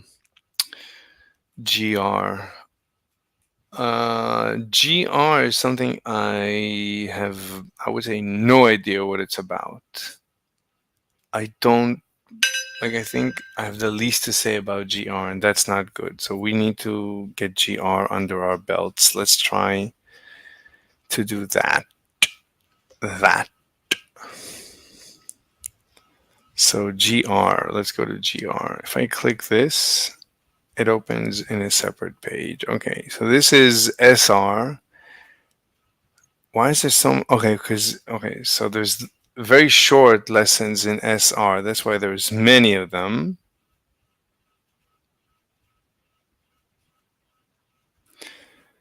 There's 2 GR intro.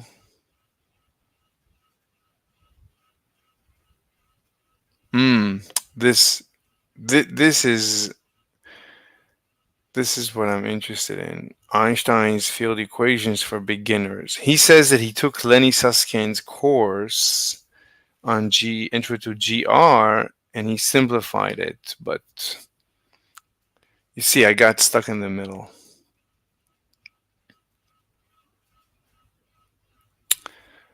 Anyway, I think we have no choice but to start again. Summation over m of dx m times dx m. That the change in height in the y direction is equal to the gradient in the y direction multiplied by the distance you walk. Why did Einstein think that it would be curved? Well, space is accelerating through space with acceleration g. Since the principle of the equivalent says, then because the... Let me turn that off.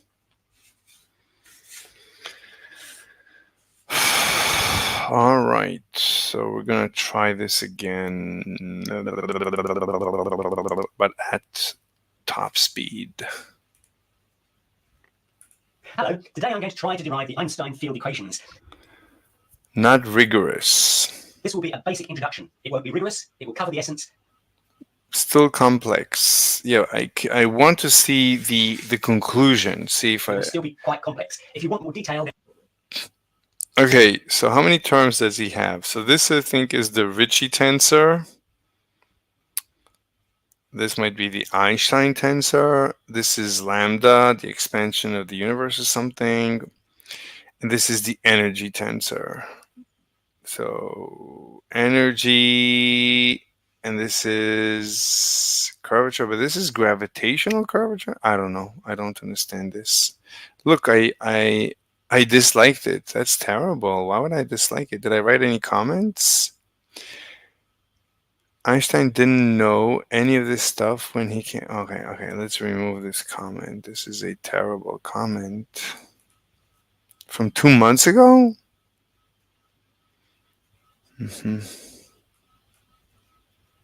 Okay. When I refer you to Professor Leonard Susskind's excellent lectures that he gave from October to December 2008 at Stanford, I've put a link to the YouTube version of these lectures in an annotation. 1 second. There's things. So you're confident that we can detect ether flow with spinning interferometry? Got it. Thanks. Why is he so mean? I'm not confident. Why would you say that I'm... I just told you that I don't think... I just told you that I don't think it's detectable. Look at what I told him. I told him, oh... I have to eat something and I'm getting back in 5 minutes, okay? Yeah, take your time. Okay, thanks. Thanks, buddy. Okay, I'm curious to hear what he says. Where was I? Where was I? Here. So I just told him spinning is critical for detecting ether. Without spinning, the interferometer cannot detect ether, but there are other issues. I think the null result of Michelson and Morley might be related. Oh my God, related. Might be related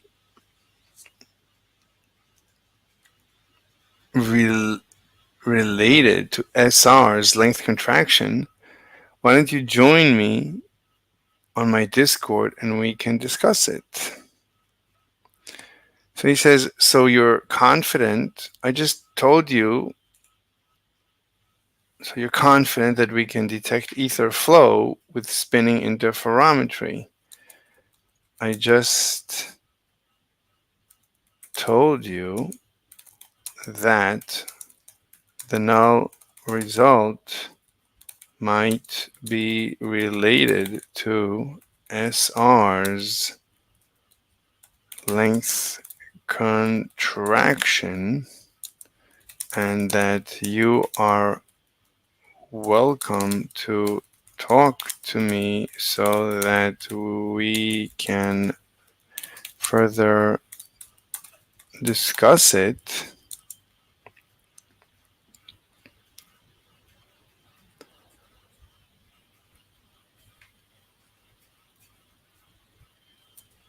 By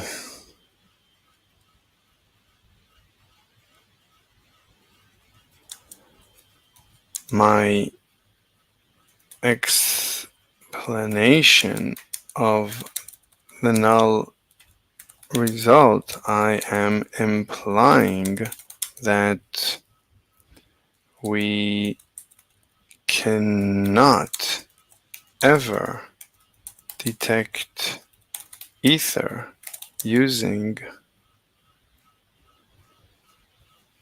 a spinning interferometer.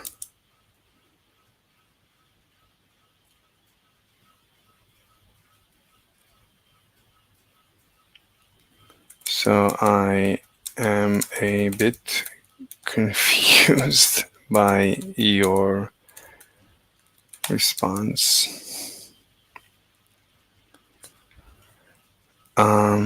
You seem to be a bit angry when you say, anyway, whatever. They want to be angry. People, it's amazing how emotional people get when they talk about physics. Anyway. On this video. I'm going to follow his approach so that it will be familiar to you, but I shall do it in a much more simplified version. And let's always remember that it took Einstein 10 years to develop these equations, and he had access to many maths professors on the way.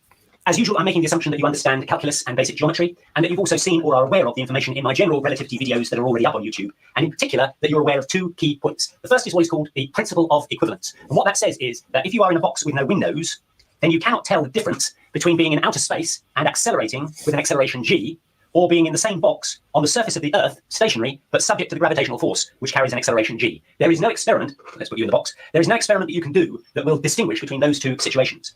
Now, that is actually not quite true.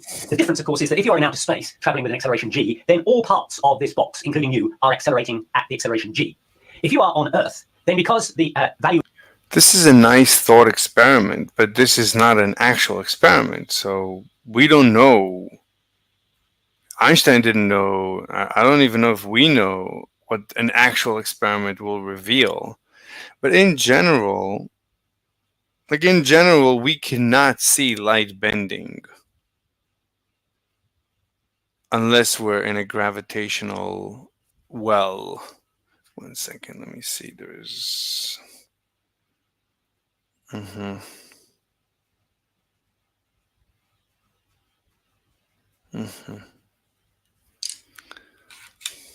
of g varies according to the height above the Earth, the value of g at this point will be ever so slightly greater than the value of g at this point. And so there is a slight difference in the value of g in this situation. And if you can measure that, then you can tell the difference. That difference is called the tidal force. But apart from that, Einstein said that that was a principle of equivalence. You can't tell the difference whether you are accelerating at g or subject to a gravitational force, which is represented by the acceleration g. The second principle is that light bends in a gravitational field. This was Einstein's reasoning. If you take the person who is in the box that is accelerating through space with an acceleration g, and here is the box. The question is, why is light not bending in a non-accelerating field? So according to the ether theory, as you're moving through space, you're moving through ether. So light should bend just because you're moving. So why doesn't light bend just in being in space? Like Voyager. Is Voyager right now moving through the ether? Yeah, I would say Voyager is moving through the ether pretty fast. So Voyager should detect time dilation. But the problem with that is that's already accounted for by SR. So SR assumes ether. So it's not like... The question is, would Voyager detect, if Voyager tries to see if light bends internally, if Voyager spacecraft fires a laser across, let's say there is a chamber inside Voyager and it fires a laser across, will the laser go in a straight line? So according to the theory of ether, no, it will not go in a straight line. It will be influenced by the motion of Voyager through the ether. So I'm assuming the ether where Voyager is at, the ether is, I would say, stationary with respect to, I would say, approximately the galaxy. I don't think there's any, right? There's no right? If there's no gravitational field where Voyager is right now. Nothing is. No, that's not true. The galaxy is, the Voyager is inside the galaxy, of course, and there's. But basically, you could argue that the ocean of the ether is steady, relatively speaking. Well, relative to what? The ether is not moving where Voyager is relative to, you have to say relative to something. Relative to what? Maybe the average. So you could argue the average speed,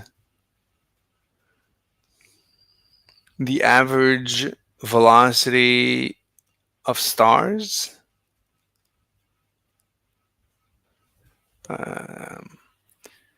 So would Voyager discover, can Voyager notice? Well, so right, how would Voyager notice? Well, it would have to detect the beam of light bent. Will it detect it? I think that's the only way you can detect the ether, through the bending of light. But bending of light, right? You have bending of light due to gravity, that's fine. But Einstein claimed there is no bending of light due to a constant velocity. Light doesn't bend according to Einstein due to a constant velocity. Hmm.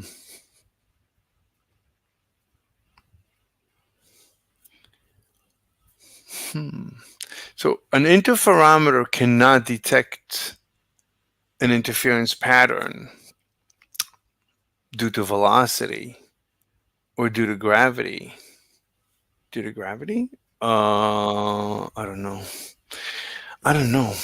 I mean, my intuition, well, you know, my intuition. All right, XYZ. I have eat something and I'm coming back in 5 minutes. Okay. No rush. All right.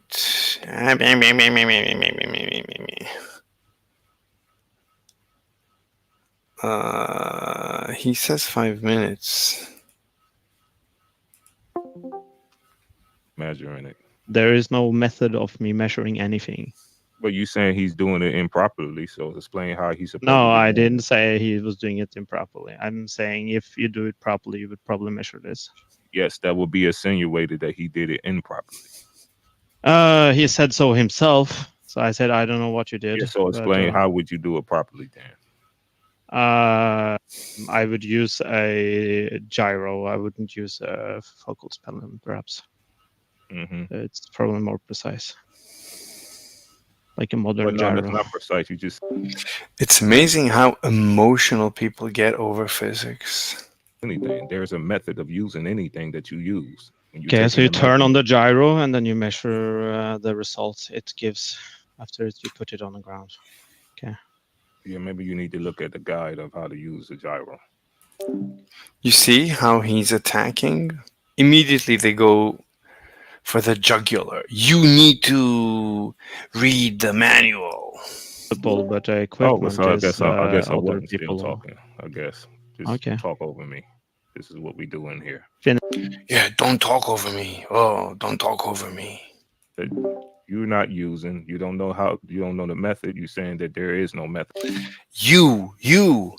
Everything is personal. Everything is personal. You. They don't talk about the topic. It's you. Let's talk about the topic. No. We're going to talk about you. We're not going to talk about the topic. Topic is not interesting. You are interesting. But you literally said there was no method. You just said just use the gyro. No, I If said there's no. a That's a method, then lie. use I it. said the method. And they put words in your mouth. Oh, you said no. He probably didn't say anything. All right, bro. That's when you were maybe saying you like, misheard we're me. not talking about. Yeah, they're very good at mishearing. They want to hear what they want to hear. Understood me, okay? So we can move on. But no, I didn't misunderstand you. You just So a person says, "Well, you misunderstood me." So no. I did not misunderstand you. Okay. Well, you're misunderstanding me now.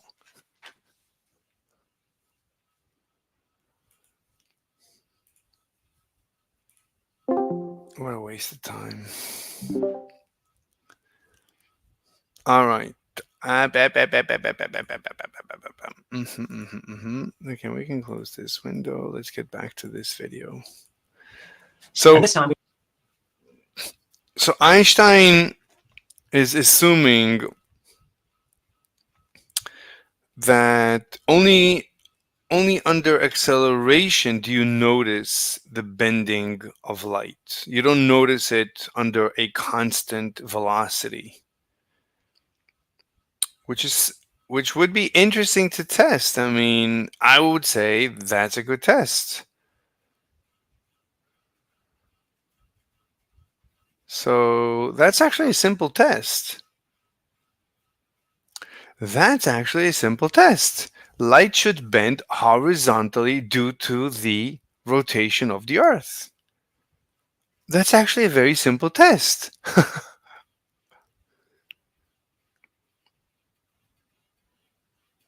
That's a simple test. You don't need anything else.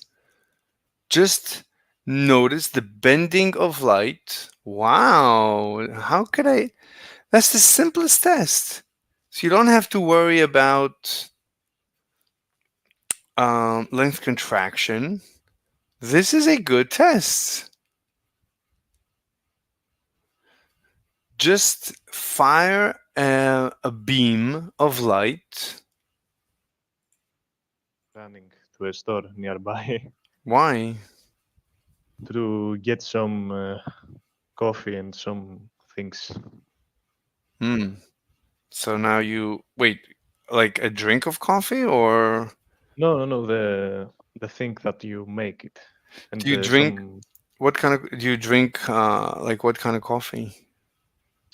this instant one, Oh my God. the trash one. Oh my God, Jesus! How can you I drink don't get it. instant? How do you do that? I just want the caffeine in my blood, and I don't care Oh, about taste. I see. Okay. I'm practical person. I see. Yeah.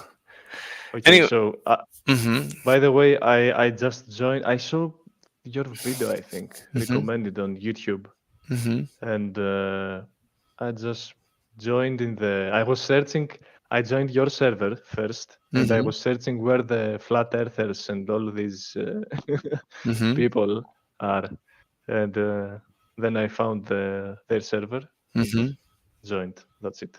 Nice. I think I listened 30 seconds of the debate, and my blood boiled for a bit. I couldn't. Yeah. You have to be careful not to get PTSD, not to get like you could lose your mind. They could really. I don't care about. Yeah, I mean, I will be flying in a rocket in 20 years, and they will be smelling the shit from their toilet. Yeah.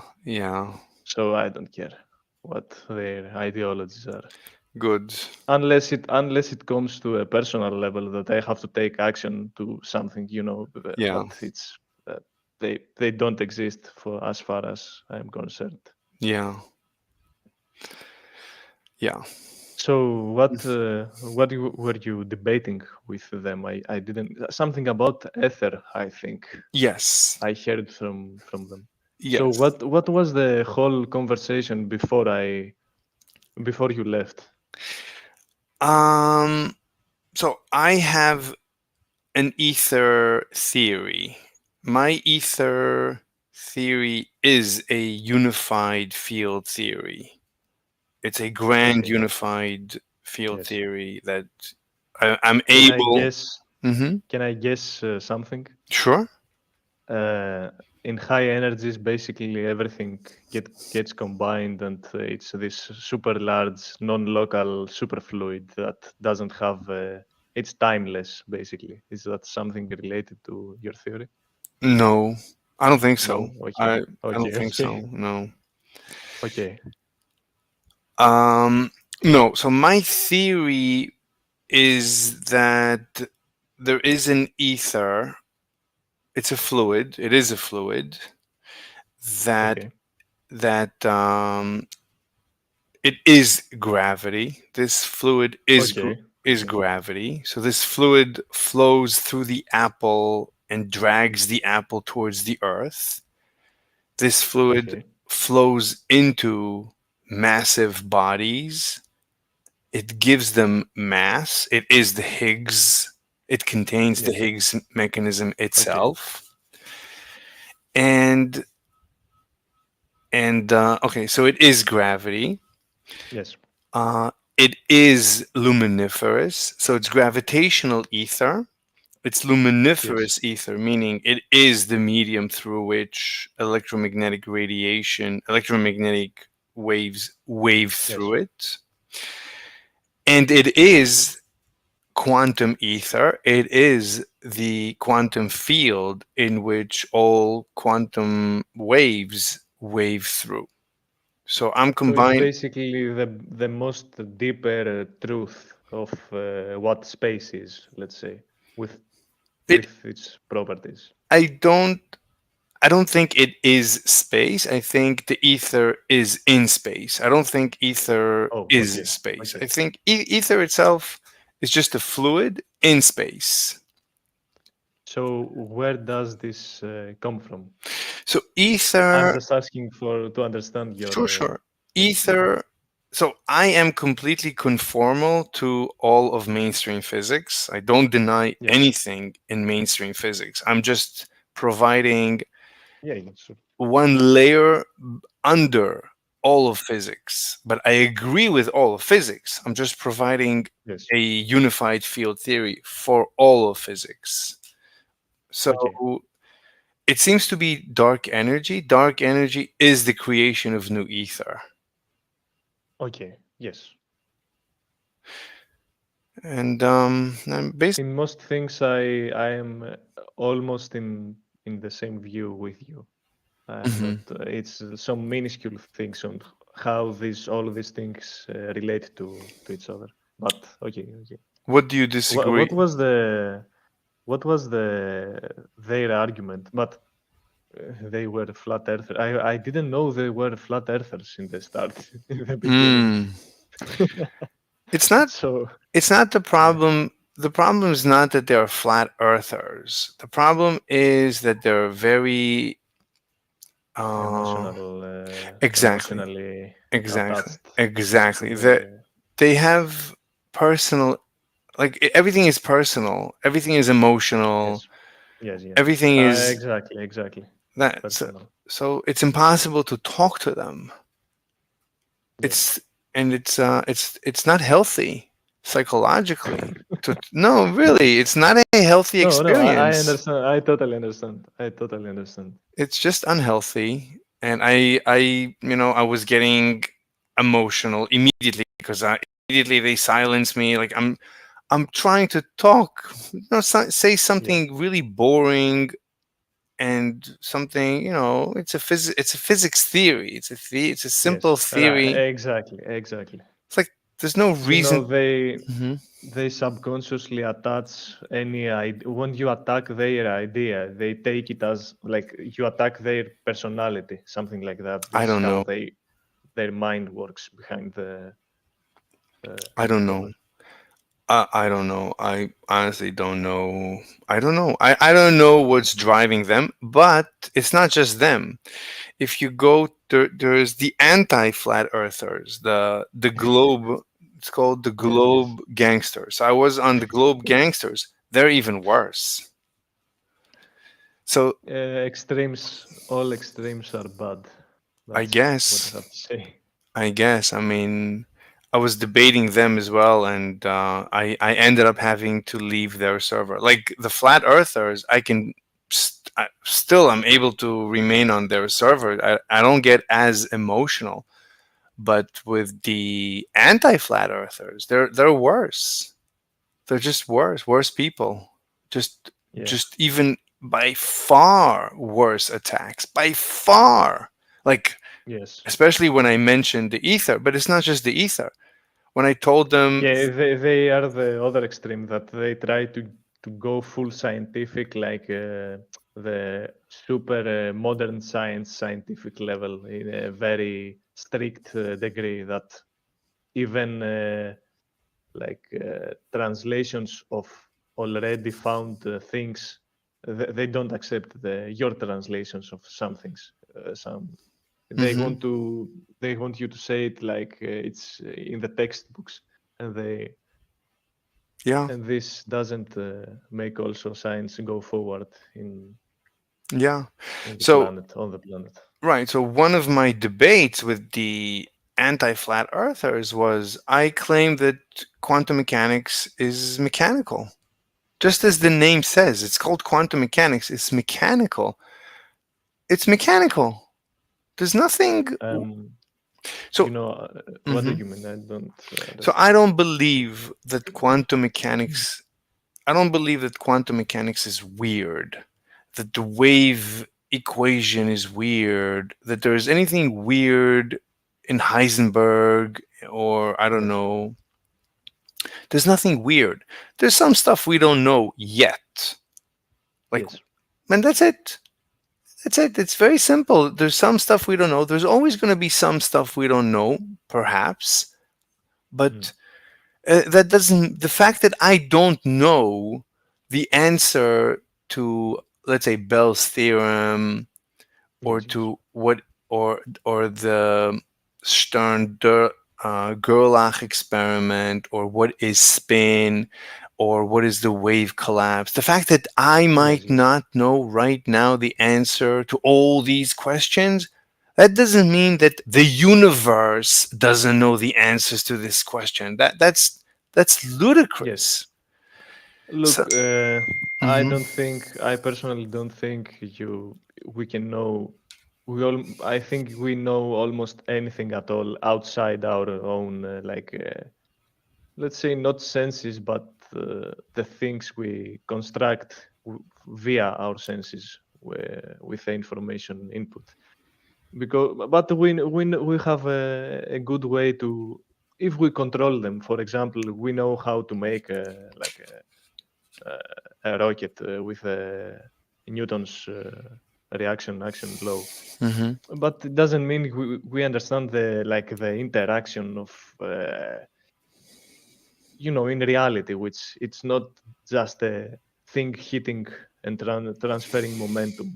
What's momentum? It's like when you get very deep in this stuff, there is no answer. It's just you have to the best thing you can do is just experience it with your senses. That's the bottom line, I think. The highest way you can know something. Else, but predictions and all of that. No, It's but a bit, what I'm saying is I'm saying that ultimately the universe is simple, is understandable, is intuitive, is mechanical, is causal. And that is for me science. That is for me physics. right. But And if you have a brain powerful enough, you can probably understand everything. But when you talk to people like that, their brain doesn't have like this. No. This No. computation power in it. You No. can't, So I don't think that this has to do with brain power. I think this has to do with something emotional. So when I talk yes, to yes, okay, yes, I agree to that. It's their intelligence is clogged by emotional subconscious.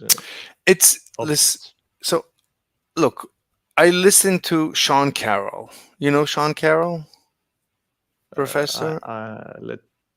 Let me search in. I think I know his. 1 second. Let me get you a link to his. Yeah. I know. You know Professor Sean Carroll? Yes. So he's a very famous cosmologist, whatever. So somebody like him, with the way he explains quantum mechanics, I think is completely nonsensical. Okay. I don't remember much of what he says, but he says the universe has a wave function. yeah, I don't. I don't know what that Very means. far out. It's a bit of a far out. It's not a bit. So look. I could understand in some. No. You could say in a super higher level of reality that No. everything has happened at once. This can't happen, but it's No. I don't So know what I'll tell you how I feel. I think that maybe most people don't want to understand this universe. They want this universe to be impossible to understand. They want magic. They want a god. They want weirdness. They want physics to be impossible to understand. They want physics to be. I get that. So I don't know if that extends to physics, but I guess it does sometimes. But I'm sure this. I agree on the first part that you say. Everyone tries to, they apply this attachment, emotional, all this thing. Let's say logic. They attach this to. They use this way of operating, let's say, to study and understand physics. That doesn't work, and you have then flat earthers and all this. No. But hold on. Give me just a minute. I need to listen to Okay, a okay. message from a girl. I need to know what she wants to do. So No I'm gonna mute my mic. 1 second. Yeah, no problem.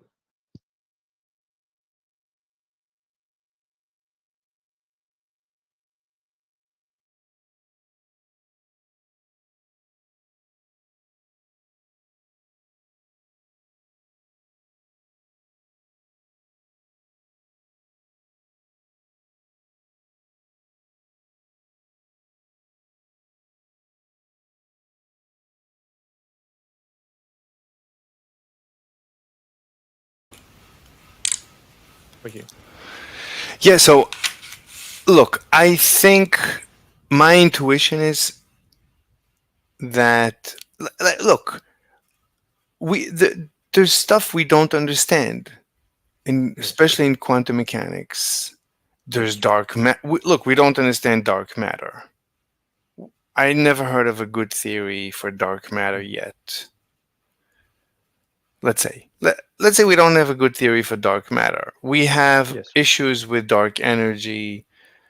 Okay, there's always things we don't understand. We don't know how life began. We don't know where the alien. Yes. We don't know where the aliens are. We have Fermi's paradox. We have many issues we don't understand, and maybe this will always be the case. But this does not mean that the universe cannot be understood. This, like they say, That's right. they say the universe is fuzzy at the quantum level. I heard them say I don't this. think they want to convey that it can't be understood, but I don't know. Oh yeah. Maybe. Oh yeah. I haven't got this subliminal meaning. No. So when I discuss with them that I feel that science, so I tell them, listen, the definition of science or my working assumption is that the universe is mechanical, intuitive, simple to be understood, even by a child. They laugh at me. They ridicule me. How dare I say?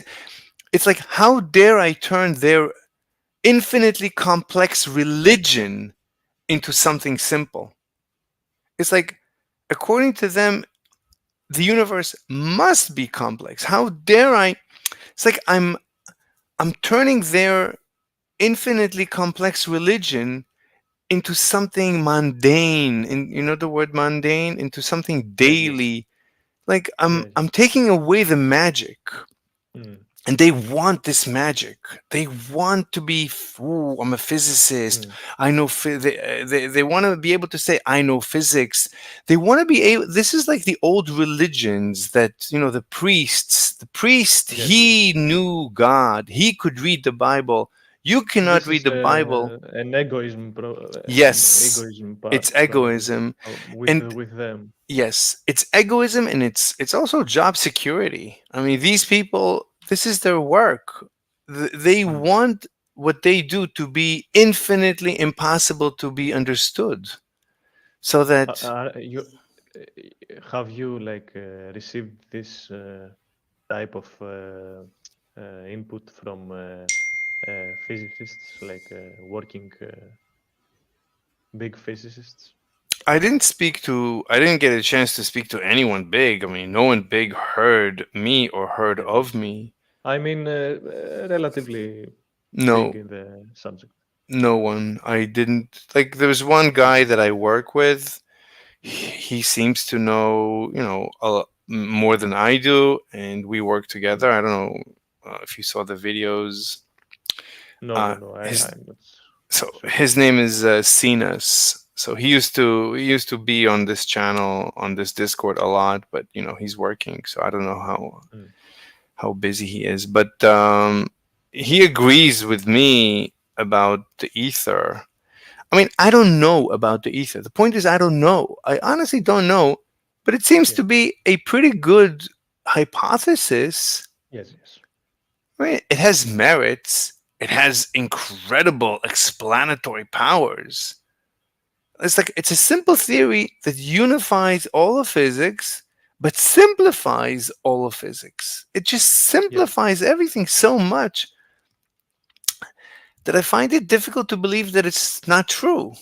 But fine, I'm open-minded to discover that I'm wrong about everything. Yeah, sure.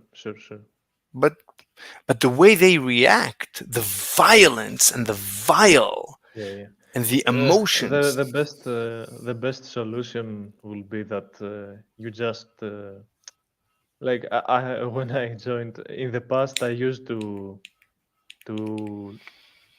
not debate with not like that I debate regularly with people, but I used not to talk with people that were like that, because I was affected also, like you say, emotionally. Yes. This I was like I couldn't getting a bit angry and Yeah. but look, I just learned to detach from all this stuff, so I don't care. I just did it for fun. My blood boiled a bit, but I just joined and talked to them like very calmly. Yeah, but so I just don't care. I don't know. Yeah, so I decided, like I thought about why should I debate, or why should I not debate, or why do we debate? And I came to the conclusion that I want to live my life and enjoy it. That's the most important thing. The next important thing is or part of enjoying is to study physics, and because I'm curious about the universe. I'm just curious. So as part of having fun in this one short life I can live, I also want to learn the truth about the nature, but it's all about having fun. So if I'm not having fun, then I don't want to do that. So when I'm on Discord and people are abusing me endlessly for days and days and days, and they're all they can say is how terrible of a person I am. They don't want to discuss my theory. They don't want to discuss my physics. They don't want to. Let them be. Don't give a shit about about them. Yeah, That's there's the only possible solution. Yeah. I think. Yeah. That's the Buddhist view. Yeah. So, I have my channel, I have my Discord. So today I visited the flat earthers. They were very mean, and I did not enjoy it. I experienced it myself. So there's no point. I have my server, I have my YouTube, slowly people that I enjoy talking to. You don't have to agree with me to talk to me. Like, I'm not, but as long as the discussion is not so painful, I don't want to have a painful discussion about anything. I don't care about what. Like, like I don't want to be told that I'm this terrible person for days. For days. That's all they can do. That's it. Like, well, let them be in their hell. They have created the hell for themselves. I know. Let them boil in the water. Yeah, that's who the fuck cares? Yeah. Go eat something good or something like that. I don't know. Yeah. That's what I do. Yeah. So I started writing a few papers that explain my theory, because it's almost a complete theory. Do you want to talk about it? Do you have anything to say? Sure. So do you think there's any issues? I didn't tell you everything, especially not with the gravitational part. I understand. But send me if you can the paper. Let me see. How can you upload papers? Is it on Archive? You can do it without credentials. I'm not familiar with all this. I didn't finish the paper, so I didn't put it on Archive. But I just how is it called? Preprint? Something. Yeah, but still, it needs to be completed. I didn't finish yet because I didn't get any feedback. I want to get some feedback. The only feedback I got is how Okay. how terrible of a person I am. Let me see. Okay, let me share. Copy. I'm going to put it in the side chat over here. Okay. That's the second postulate proof. Okay. 1 second.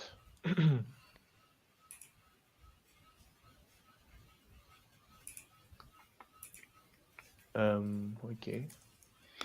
I first look at the images first. Yeah. All that's So I important like, is just the images. All you need is the images. Yeah. So Einstein's. I'm reading it. Okay, yeah, take your time.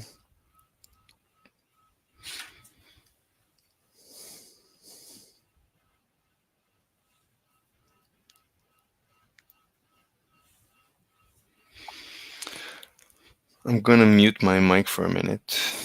Yeah, no problem. Me too.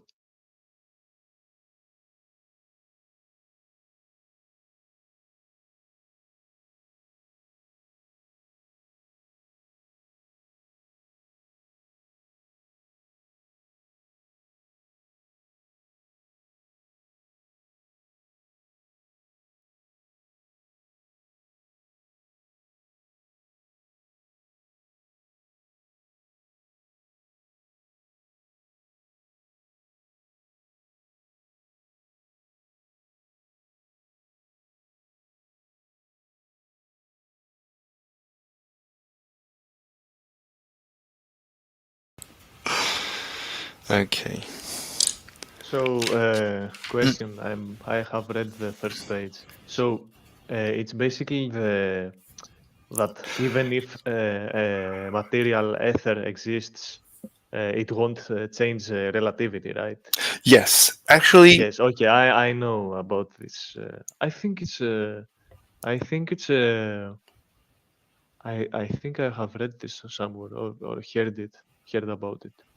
That even if the water moves in one direction, you want to be able to detect a change in the speed of light, because with all the you add a layer of relativistic effects that cancels out any detection for the ether, right? Is it? So if you move the rubber ducky as it's moving through the water, Yes. it cannot know that it's moving or stationary. It's always detecting the same speed of waves. The velocity of the waves. Yes. It's using the way it's set up to detect the velocity of the waves is such that it can never see a difference. Whether it's stationary or moving, the rubber ducky can never know. Right. It always gets a constant speed of waves. Right. And this is true for any, it is not only for water. This is anytime, Yes, for any medium. anytime your clock depends on waving through Right. a medium, you cannot detect the velocity of the medium. You'll always get a constant velocity. Right. Yeah. So that explains. That's also my view, but I don't know if it's actually something is, since since it's for us it's like non-local. What do you mean? Movement doesn't count, so even if it moves or doesn't. So I don't believe that. I don't believe. So I think so. I was just now before you called. I was just thinking about. So I think, like, let's take Voyager, the Voyager spaceship. So if the Voyager spaceship had a laser on board that it was doing, let's say it was doing the Einstein experiment of firing a laser across. I think the Voyager, even though it's not accelerating, it would detect a bending of the beam because it's moving through the ether. A bending, you mean a redshift? No, bending.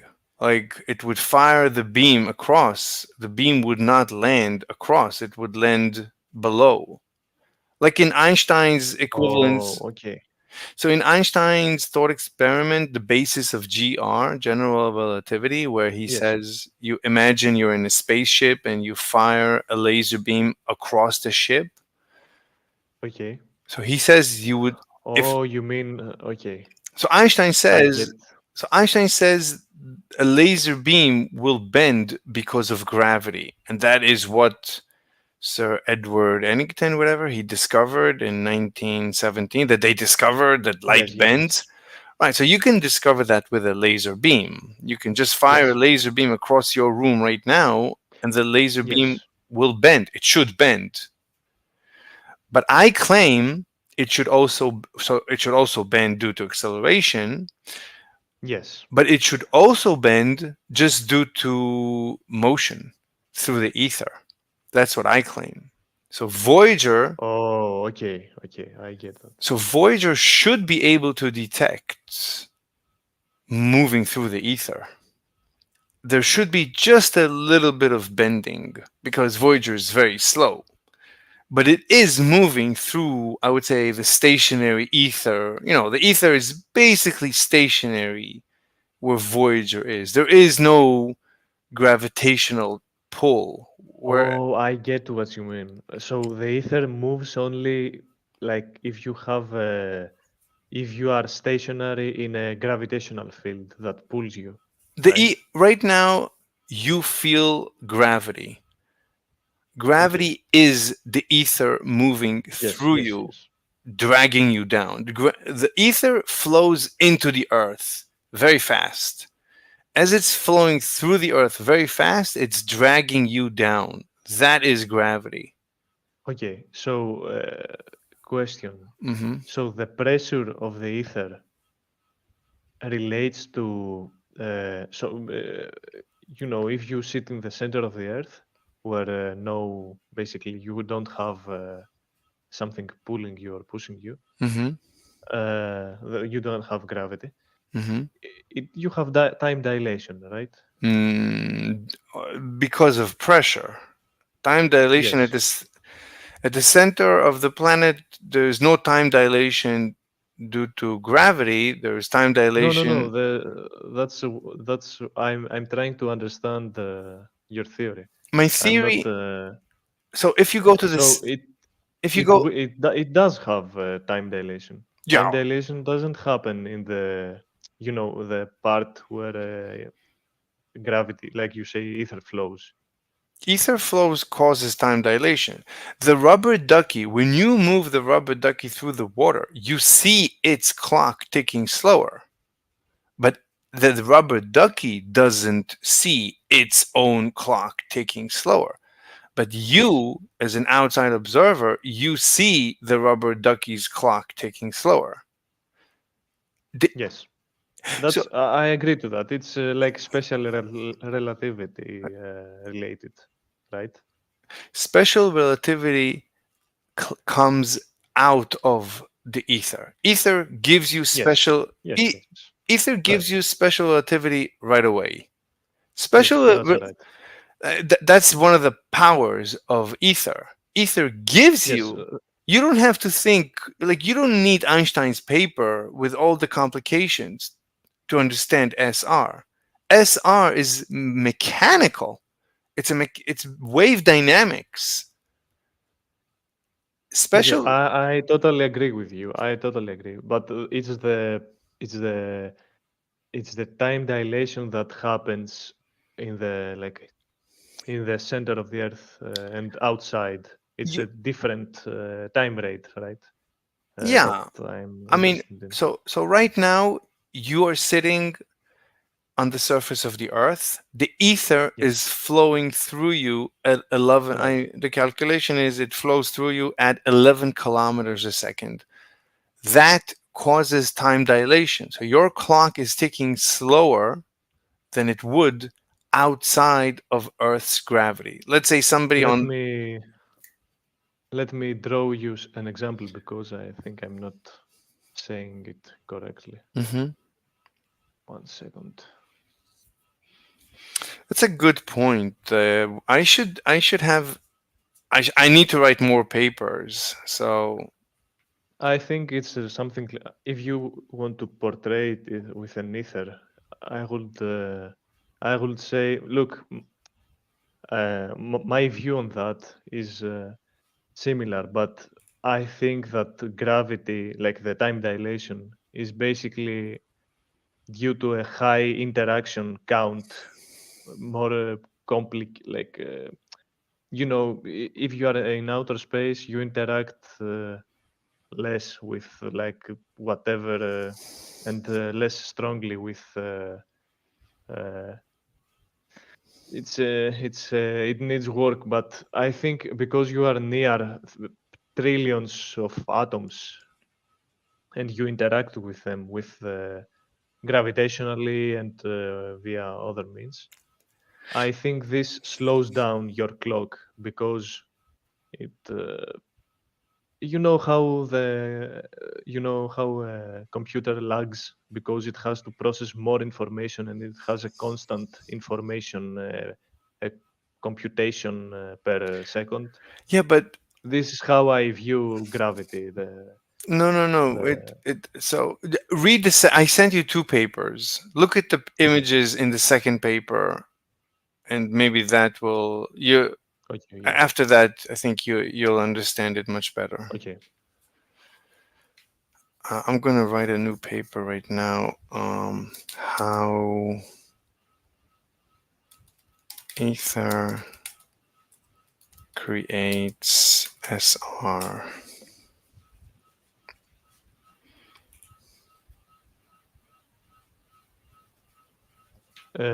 Okay, so another thing. Mm-hmm. I'm just asking genuinely because I'm trying to. Okay, so you have a ball, right? Mm-hmm. A small ball and a large ball. Mm-hmm. How, in your theory, how do you explain that they accelerate with the same speed, different masses or different volumes in, let's say, empty space on Earth, let's say, without air resistance? That's a good question. So I actually started from Newton. I didn't come up with ether. I'd never heard of ether in my life. So I started from Newton, from F equals ma and F equals gmm over r squared. Let me start a whiteboard.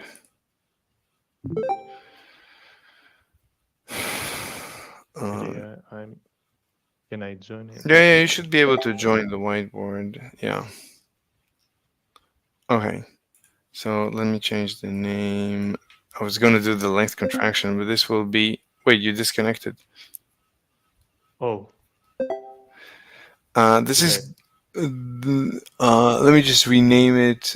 What are we asking? From Newton to ether. Let's do from Newton to ether. That's the name. Okay, so can you see my here? Can you see that I write high? Yeah. Okay. So let me undo that. Okay, so we want to go from Newton to ether. So we say that F equals ma, but also F equals negative gmm over r squared. But F equals F. This F equals this F. So ma is equal to G capital M lower m. 1 second. Oops. Over r squared. Okay, so this M and this M drop out. So you see, immediately you see constant acceleration. It doesn't matter what your test particle is, it's irrelevant. And you already see that light bends. So this is where I started from. So everything accelerates the same way. It doesn't matter how much you weigh. Now, your question is, why does a fluid interact The same with different volume and masses, and So, together volume it's and masses. it's a good question. I don't know exactly how this interaction works, but it's not friction. It works. So right now, you are waving through the ether, right? Every particle in your body, because of in quantum mechanics, every electron is just a wave, but it's a wave in the ether. Yeah, right.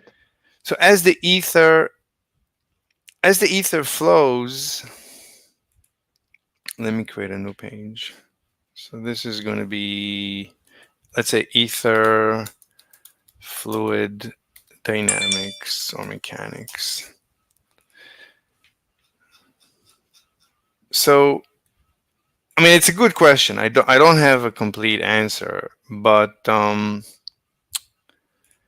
as the ether, so let's say you have a big particle and a small particle, but ultimately inside everything is a wave. Everything is waving through the ether. As this ether fluid, right? This is just a wave of this fluid. These are all just waves. So the question is,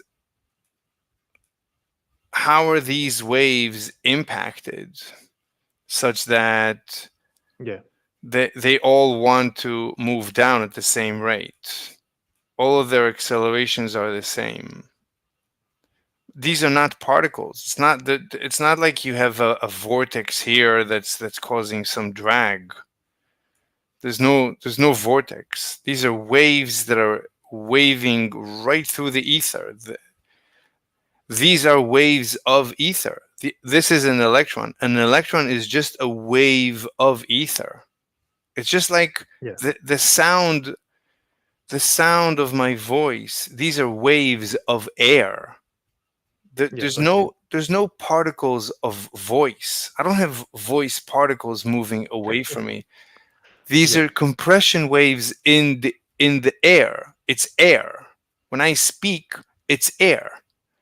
And the electron is ether. It's just compression and depression, some sort of compression, depression, and stuff in the ether that from the distance, it looks like a particle. But when on close inspection, we know it's just a wave. That's all it is. It's a wave. The question is, this electron is impacted just like anything else. They all accelerate at the same rate. Why is that? Why are all this is wave dynamics. I didn't think about it. It's Why? Just let me draw. Can I draw? Yeah. Okay. I think I can. Okay. So let's separate the thing. So I was thinking about it like this, because you have how do I undo? Okay, okay. Let's say you have a figure. Let's say you have a plate, like something like that. That more ether, like a gravity flux passes through it, right? Okay. So I can a surface. Yes, surface. Mm-hmm. And the other is let's say basically you can. But in the interactions, do you think? I don't know. I'm just asking. Do you think it will lose energy? The ether will lose energy, and it will be more diminished after interacting with something to push it down? Because if you treat it like a material, right, it will. It has to do some momentum transfer, something like that, some energy transfer, right? Mhm. So the way, so ether So if is, you have, but this yeah, is something go on. important. The ether is Higgs. It contains the Higgs mechanism. Yeah. So the electron doesn't have any mass before it interacts with the ether. Okay. It has no mass. So the way the ether works, the way the Higgs works, is it interacts with the electron. The electron, because of the Higgs, the electron bounces back and forth in the Higgs, in the ether, and this is what we see as mass. Mass is just bouncing back and forth. Sure. So, and then the electron has mass. Now, during this, it can be explained with like that, but I was going for a different point. No, I understand. I'm just telling you. Let me just finish. During this interaction, some of the ether is destroyed. The ether gives up its life to give mass. Some of it is destroyed, which creates a vacuum. So now there is a vacuum that is mass. Mass is the vacuum of the ether, which causes other ether to flow into this vacuum. Okay, understood. So if you have another particle over here, it's dragged. The flux is, and now you have. Well, this is what we call mass attracting mass, but not only mass. Even if you have a photon here, the photon will be attracted. Right. Because there is a flux. Because of the It's ether. still, it plays on the chessboard of ether, so it follows the rules. It's what? The photon, even if it doesn't have mass, Yes. it plays on the chessboard of ether, so Yes. it has to follow the rules of whatever ether I mean, does. it's more I don't like using chess as an analogy. I like water or fluid. There is a fluid. Okay, It gets dragged in. The photon gets dragged in the ocean, in the flux of. It's a flux. It's a flux. Right. I understand. So the photon gets dragged in, but it's caused by a vacuum. Now the same thing happens with Earth. So my point was a bit more complicated. So Okay. let me 1 second. So I was thinking, like, in reality, my simple mind goes to experiment always. So we have these objects, right? We will have a large plate, or it doesn't matter if it's a plate or not. Let's say it interacts the same. All the masses interact the same. Okay. It's just a larger mass, right? Okay. So, but we have the same acceleration, right? So doesn't that mean that That's when good. it's bound together, the ether will push less than the No. No. so it accelerates the same. Yes. So this is actually explained by no other than Galileo. So Galileo already gave you the answer. So let's go. I'll create a new page. So Aristotle said this is Galileo. It's called the Galilean equivalence principle. Equivalence principle, whatever. So Aristotle said that heavier objects fall faster. Right. But Galileo said, let's think about that. And he disproved it with a thought experiment. So he said, let's take an object that is falling with a certain acceleration, and let's cut it in two. but keep a thread connecting the two parts. Yeah. So right.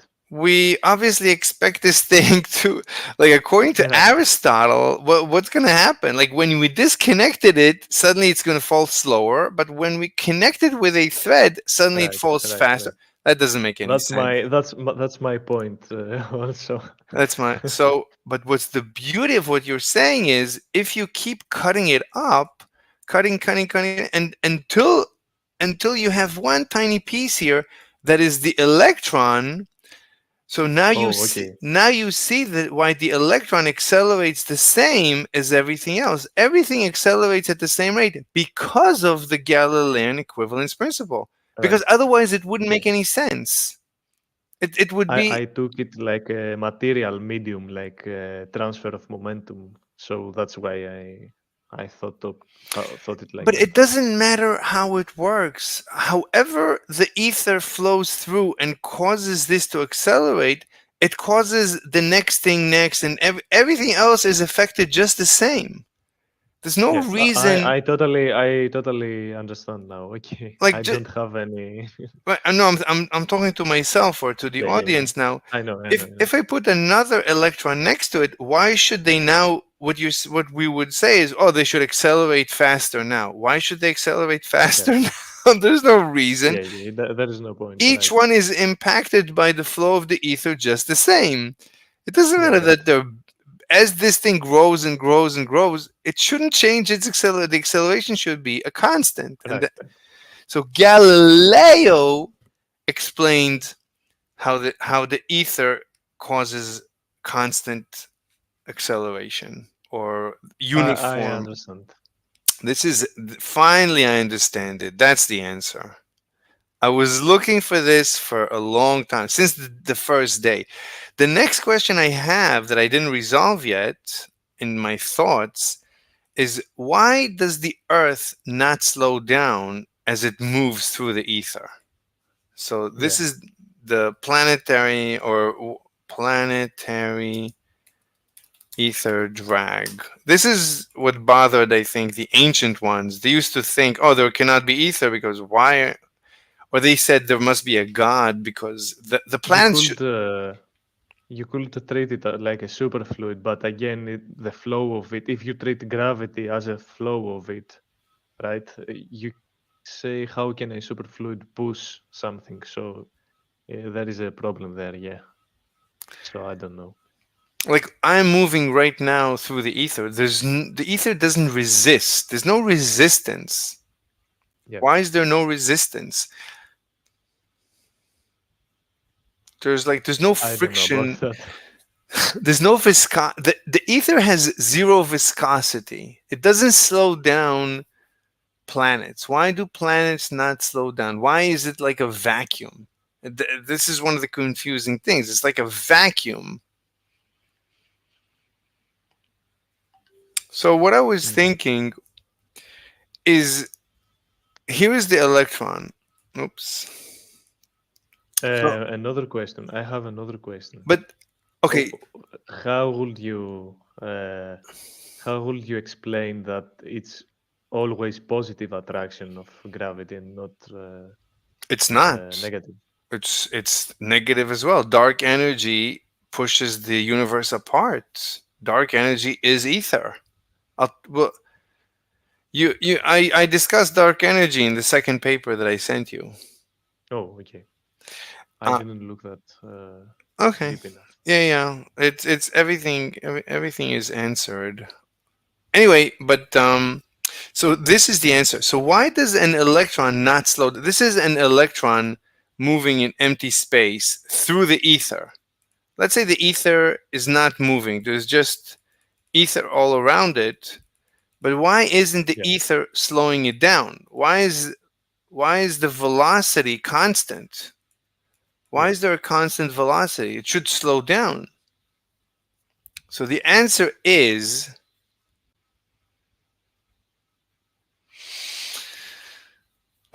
maybe, right? So we said, so you treat like the empty space without gravitational fields to have a viscosity or no. no, there is no viscosity, but there must be ether. Look, when I look outside my window and I see a universe, a galaxy on the other side of the universe.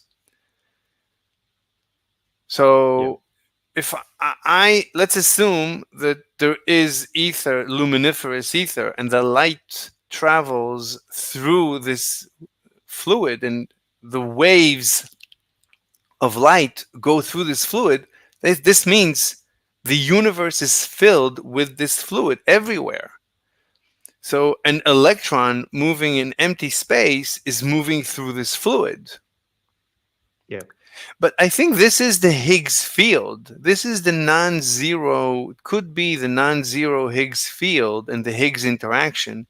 But anyway, so you could say that all the time, because of the Higgs interaction, there is ether moving into this electron, and there's always a vacuum inside the electron. There's always a vacuum. So the electron never, ever interacts with the ether because the ether is always destroyed. So it's always a vacuum. Yeah. Maybe. I don't know. Yeah, look, my honest take on this subject is that I wouldn't put more ideas on the plate than we already know. Like I wouldn't go farther away trying to, I don't know. But Look, I don't know. But personally, I don't know what gravity is. Basically, I just accept that it behaves in this way, and I think this is the purest. No. Like I said, it's as pure as we almost can get. I think. I mean, it's okay to say I don't understand it yet. Yeah. But unless we know how to manipulate it, then how to manipulate it more better than this weak coupling that we have right now, then I would say, okay, there's something more to it. But for now, I don't know. No, I think it's a good. I think my explanation is good. I mean, I don't see. I mean, this problem. The Higgs mechanism has the same problem.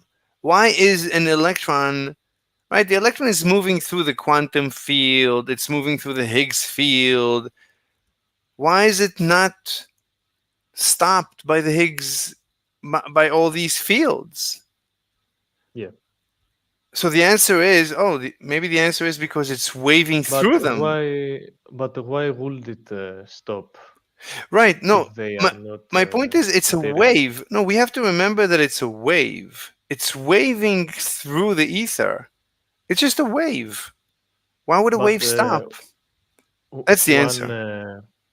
Look, I think that the vacuum is. I know that everybody knows that the vacuum is full of fluctuations and high energies, but it's because it's at this small scale and we are experiencing it within the view of this high energy, we treat it as something as zero, the bottom, almost zero. We don't see anything because we are inside that and we treat that as nothing. So this is my view. Because if you think that it has to interact with something there, it does, but it I can't explain it. I have the language barrier also and cannot explain it. Are you from Spain? No, from Greece. Oh, Greece. Yeah. The languages are sound the same, so I think this is why the Spanish and Greek are. So you live in Greece? Yeah. Wow, amazing. Yeah, I am next to the sea. It's like wow, in a tourist destination. Oh, so you're like which I see every day. So you're a millionaire. No, it's the rent is $280 euros. Wow, So, that's like free. yeah. You basically live Yeah, for so free. almost. It's very cheap relative to other places in Greece also. So, Wow. And you have ocean view? You see the ocean Yeah, from yeah, your house? yeah, with a big balcony.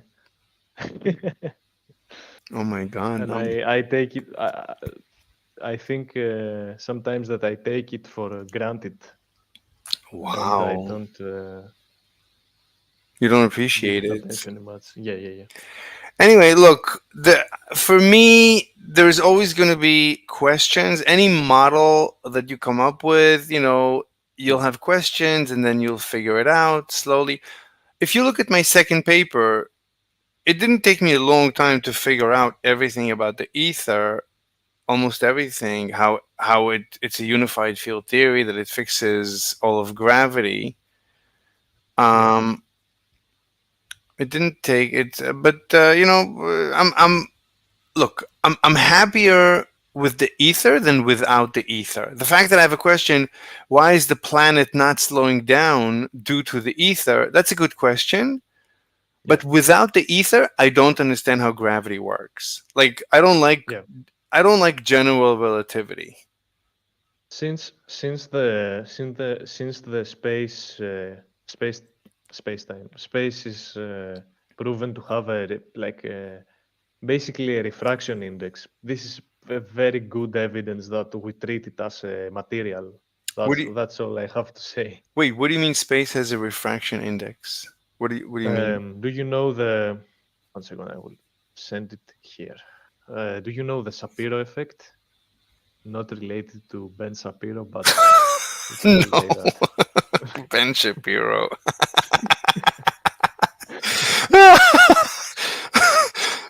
No, I never heard of the Shapiro effect. you will how do you know Ben Shapiro? You're like, how do you know Ben Shapiro? You have Ben Shapiro? I'm chronically online. Oh, me too. Yeah. Let me see. The Shapiro time delay effect or gravitational time delay effect is one of the 4 classic solar system tests of general relativity. Radar signals passing near a massive object.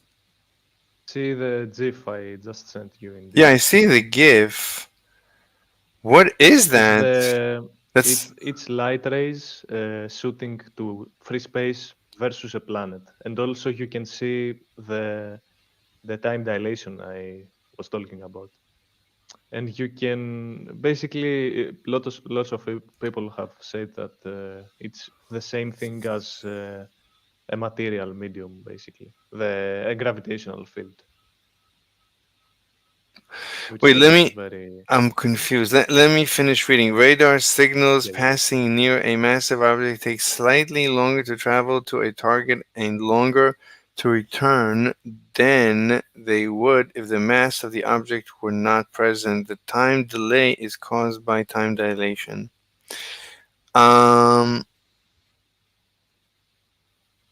What is the green part? It's, I think, the angle of attack. Okay, and what is this? This is a simulation. You know what? Let me go to Wikipedia and see what Wikipedia says. Wait, they have proved it, I think. Let me see. It will be...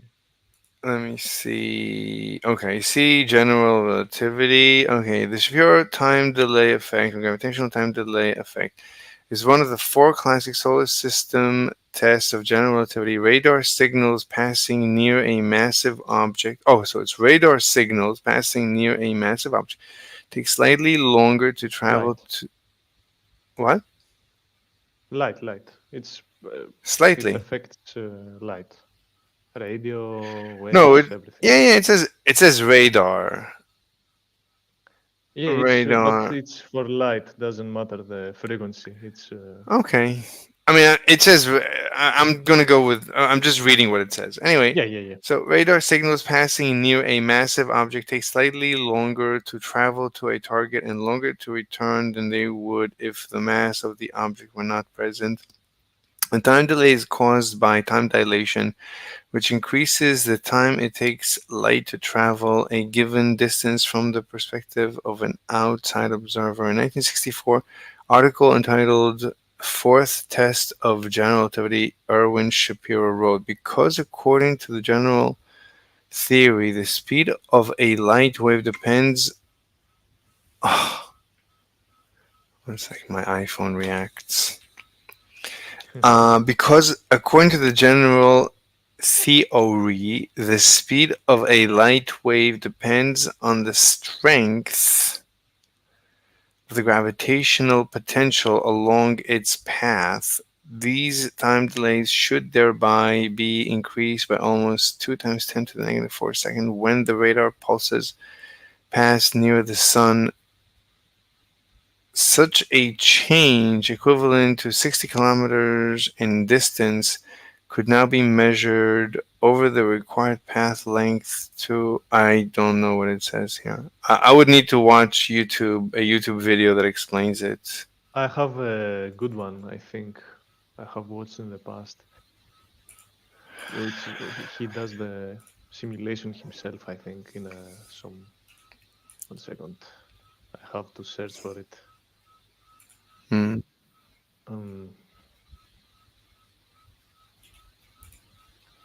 And also this is the point I made earlier about the time dilation related to the depth of the gravitational field, the strength, not the force. What? Shapiro effect. Shapiro time delay animation. Gravitational time delay. The Shapiro delay. 17. I think it was something light as light deflection of light. Fraction of. It wasn't a popular video, but yeah, I've never heard of this. Yeah, it's a. I think this is it. 1 second.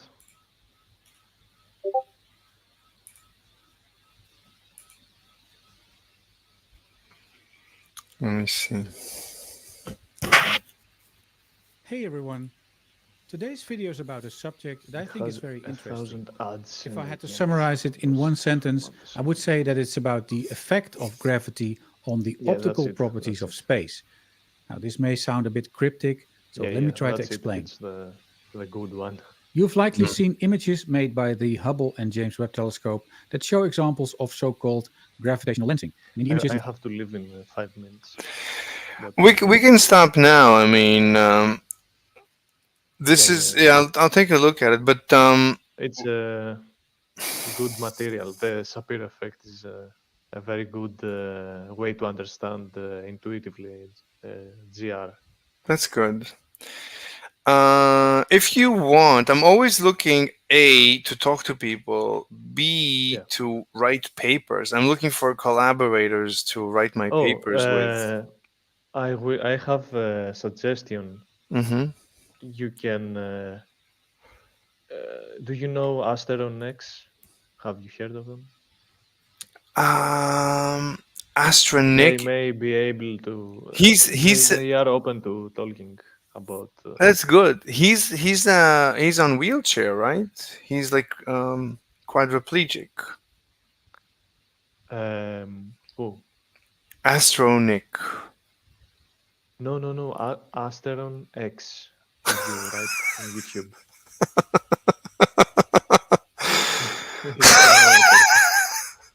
I was like, what happened to him? 1 second. Let me get rid of that. I wanted to I found an interesting short. I want to take a look at that. But so you're saying look for Astro send X? them a name, send them an email, and they will. No, but what's the name? Astro X? Here. Astro X Dandy? Yes, Okay. No, no. It's a big channel, and I talk to them often. Okay, let me check.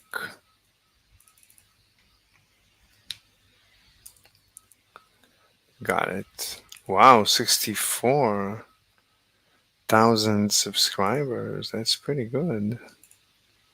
That's huge for this type. Well, I was not subscribed. That's good. Lightspeed Drive. I don't. Yeah, they have very good. But you don't need a Lightspeed Drive because you can It's try. for other reasons. If you watch their videos, you will understand. It's a little bit esoteric. Okay, because why they propose these things. Because yes. right But they are very, very good. Because right now we're traveling much faster than the speed of light relative to the galaxies on the other side of the not visible universe. Like the galaxies True, beyond. but if you want to get there, you will. Right. If you start going towards them, you will. It will seem that like you gain speed or lose speed. So No, but it's the same thing as. But as need, you work travel, but as you travel faster and faster, you have length contraction. So the distance is. I think the distance But becomes shorter. everyone's gonna be dead. If Everyone on Earth when you're back. Yeah. Yeah, I don't care about anyone on Earth. Why do I care? Well, everyone else disagrees. No, look, as long as you take your loved ones with you, you don't care. Or or if you don't care, then you don't care. Like there is no the only problem with time dilation and stuff is going there and back. When you get back, everybody's dead. Fine. That's fine. If it's for a reason of look, it's also the bombardment of your ship of super ultra high energy particles if you are traveling at such speeds. But I don't think like micro dust particles, it will obliterate everything. But it will be like one nuclear explosion per second of energy. But what you're saying now is a violation of relativity. That's a violation of relativity. You cannot, according to Einstein, you cannot detect your own speed. So that would be a violation of relativity. To make a claim that you have a speed, an absolute speed, that's against Einstein's relativity. It's not against in my relativity, yeah. If you're moving too fast with the ether, I don't think anything would happen. I personally don't think you could not detect it. But the micro meteorites will be there, and why your would ship will be filled with holes? But why would the micrometeorites care about your velocity on Earth or your velocity off Earth? I mean, right now. But so does it matter what velocity you have to reach this place? It does, because you have to make this time dilation so you get there faster, right? That's the absolute velocity relative to other things. Yeah, but there's no problem with the discussion about, look, micrometeorites don't exist on average. The universe. It doesn't matter much. It's one will be enough. It's like get out of your house. If you start running and saying speed is irrelevant, you will hit harder a wall if you as fast as you run. If you hit a wall. That's fine. Okay. Point. Okay, but thing. But you're assuming that there is like an average velocity in this universe. Like you want to go through the visible universe. You're assuming that there is an average speed of space or of particles as you're going through them. I don't assume anything. It's just if I get out of my house and start running. But that's because I'm gaining. But that's because I'm gaining speed. yes, because on Earth things are relatively stationary, and when you run, you're relatively So fast. But if I go far away, my speed will become like fuzzy. What happens? I don't get it. yeah, like a jet flying high above, you can barely tell that you're moving. And if you go Yeah, to the but it really does have that speed. That's There's no why really- it reaches in 1 hour like a destination in X kilometers away. Anyway, we can talk about this. This Yeah, is it's another subject. Yeah. But it's- okay, send a message to Okay. After an X. I don't know. Okay, I'll send them a they message. They are good at those subjects, and they have a relatively very deep how can I say understanding of physics. That's good. All right, Okay. So okay, I will. All right, man. So come. I have to leave. Yeah. Okay. I will be here if you. Yeah, want to good. send Of me a course, message. of course. Yeah. I'll Okay. talk to you. So See you okay, around. thanks for the Thank you. talk. Yeah. Thank you so much. Bye bye. Bye. See you. Okay, let me send them an email right away. Compose.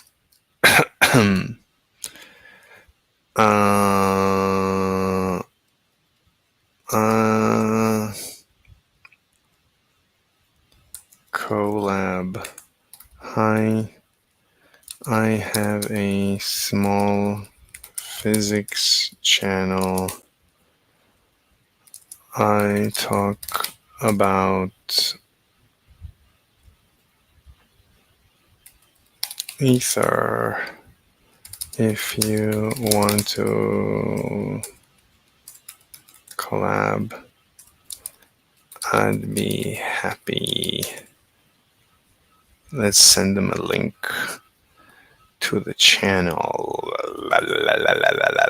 Where's the channel? Oh, by the way, here they are. This is their channel. Now let's find my channel. I can copy clean link.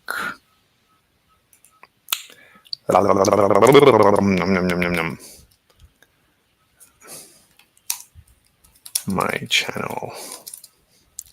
All right. Hi, I have a small physics channel. I talk about ether. Okay. I'm a little bit hungry, just a little bit hungry. Maybe I should take a break. Let's see, how long have we been here? Oh, we have more stuff. So what is this a debate? What is this a debate? 3:30. This is like an hour ago. I don't know what you mean. What is this? I don't know what you were watching an hour ago. I don't know what that was. I don't know. Anyway, I'm going to stop here and we'll continue next time. Bye.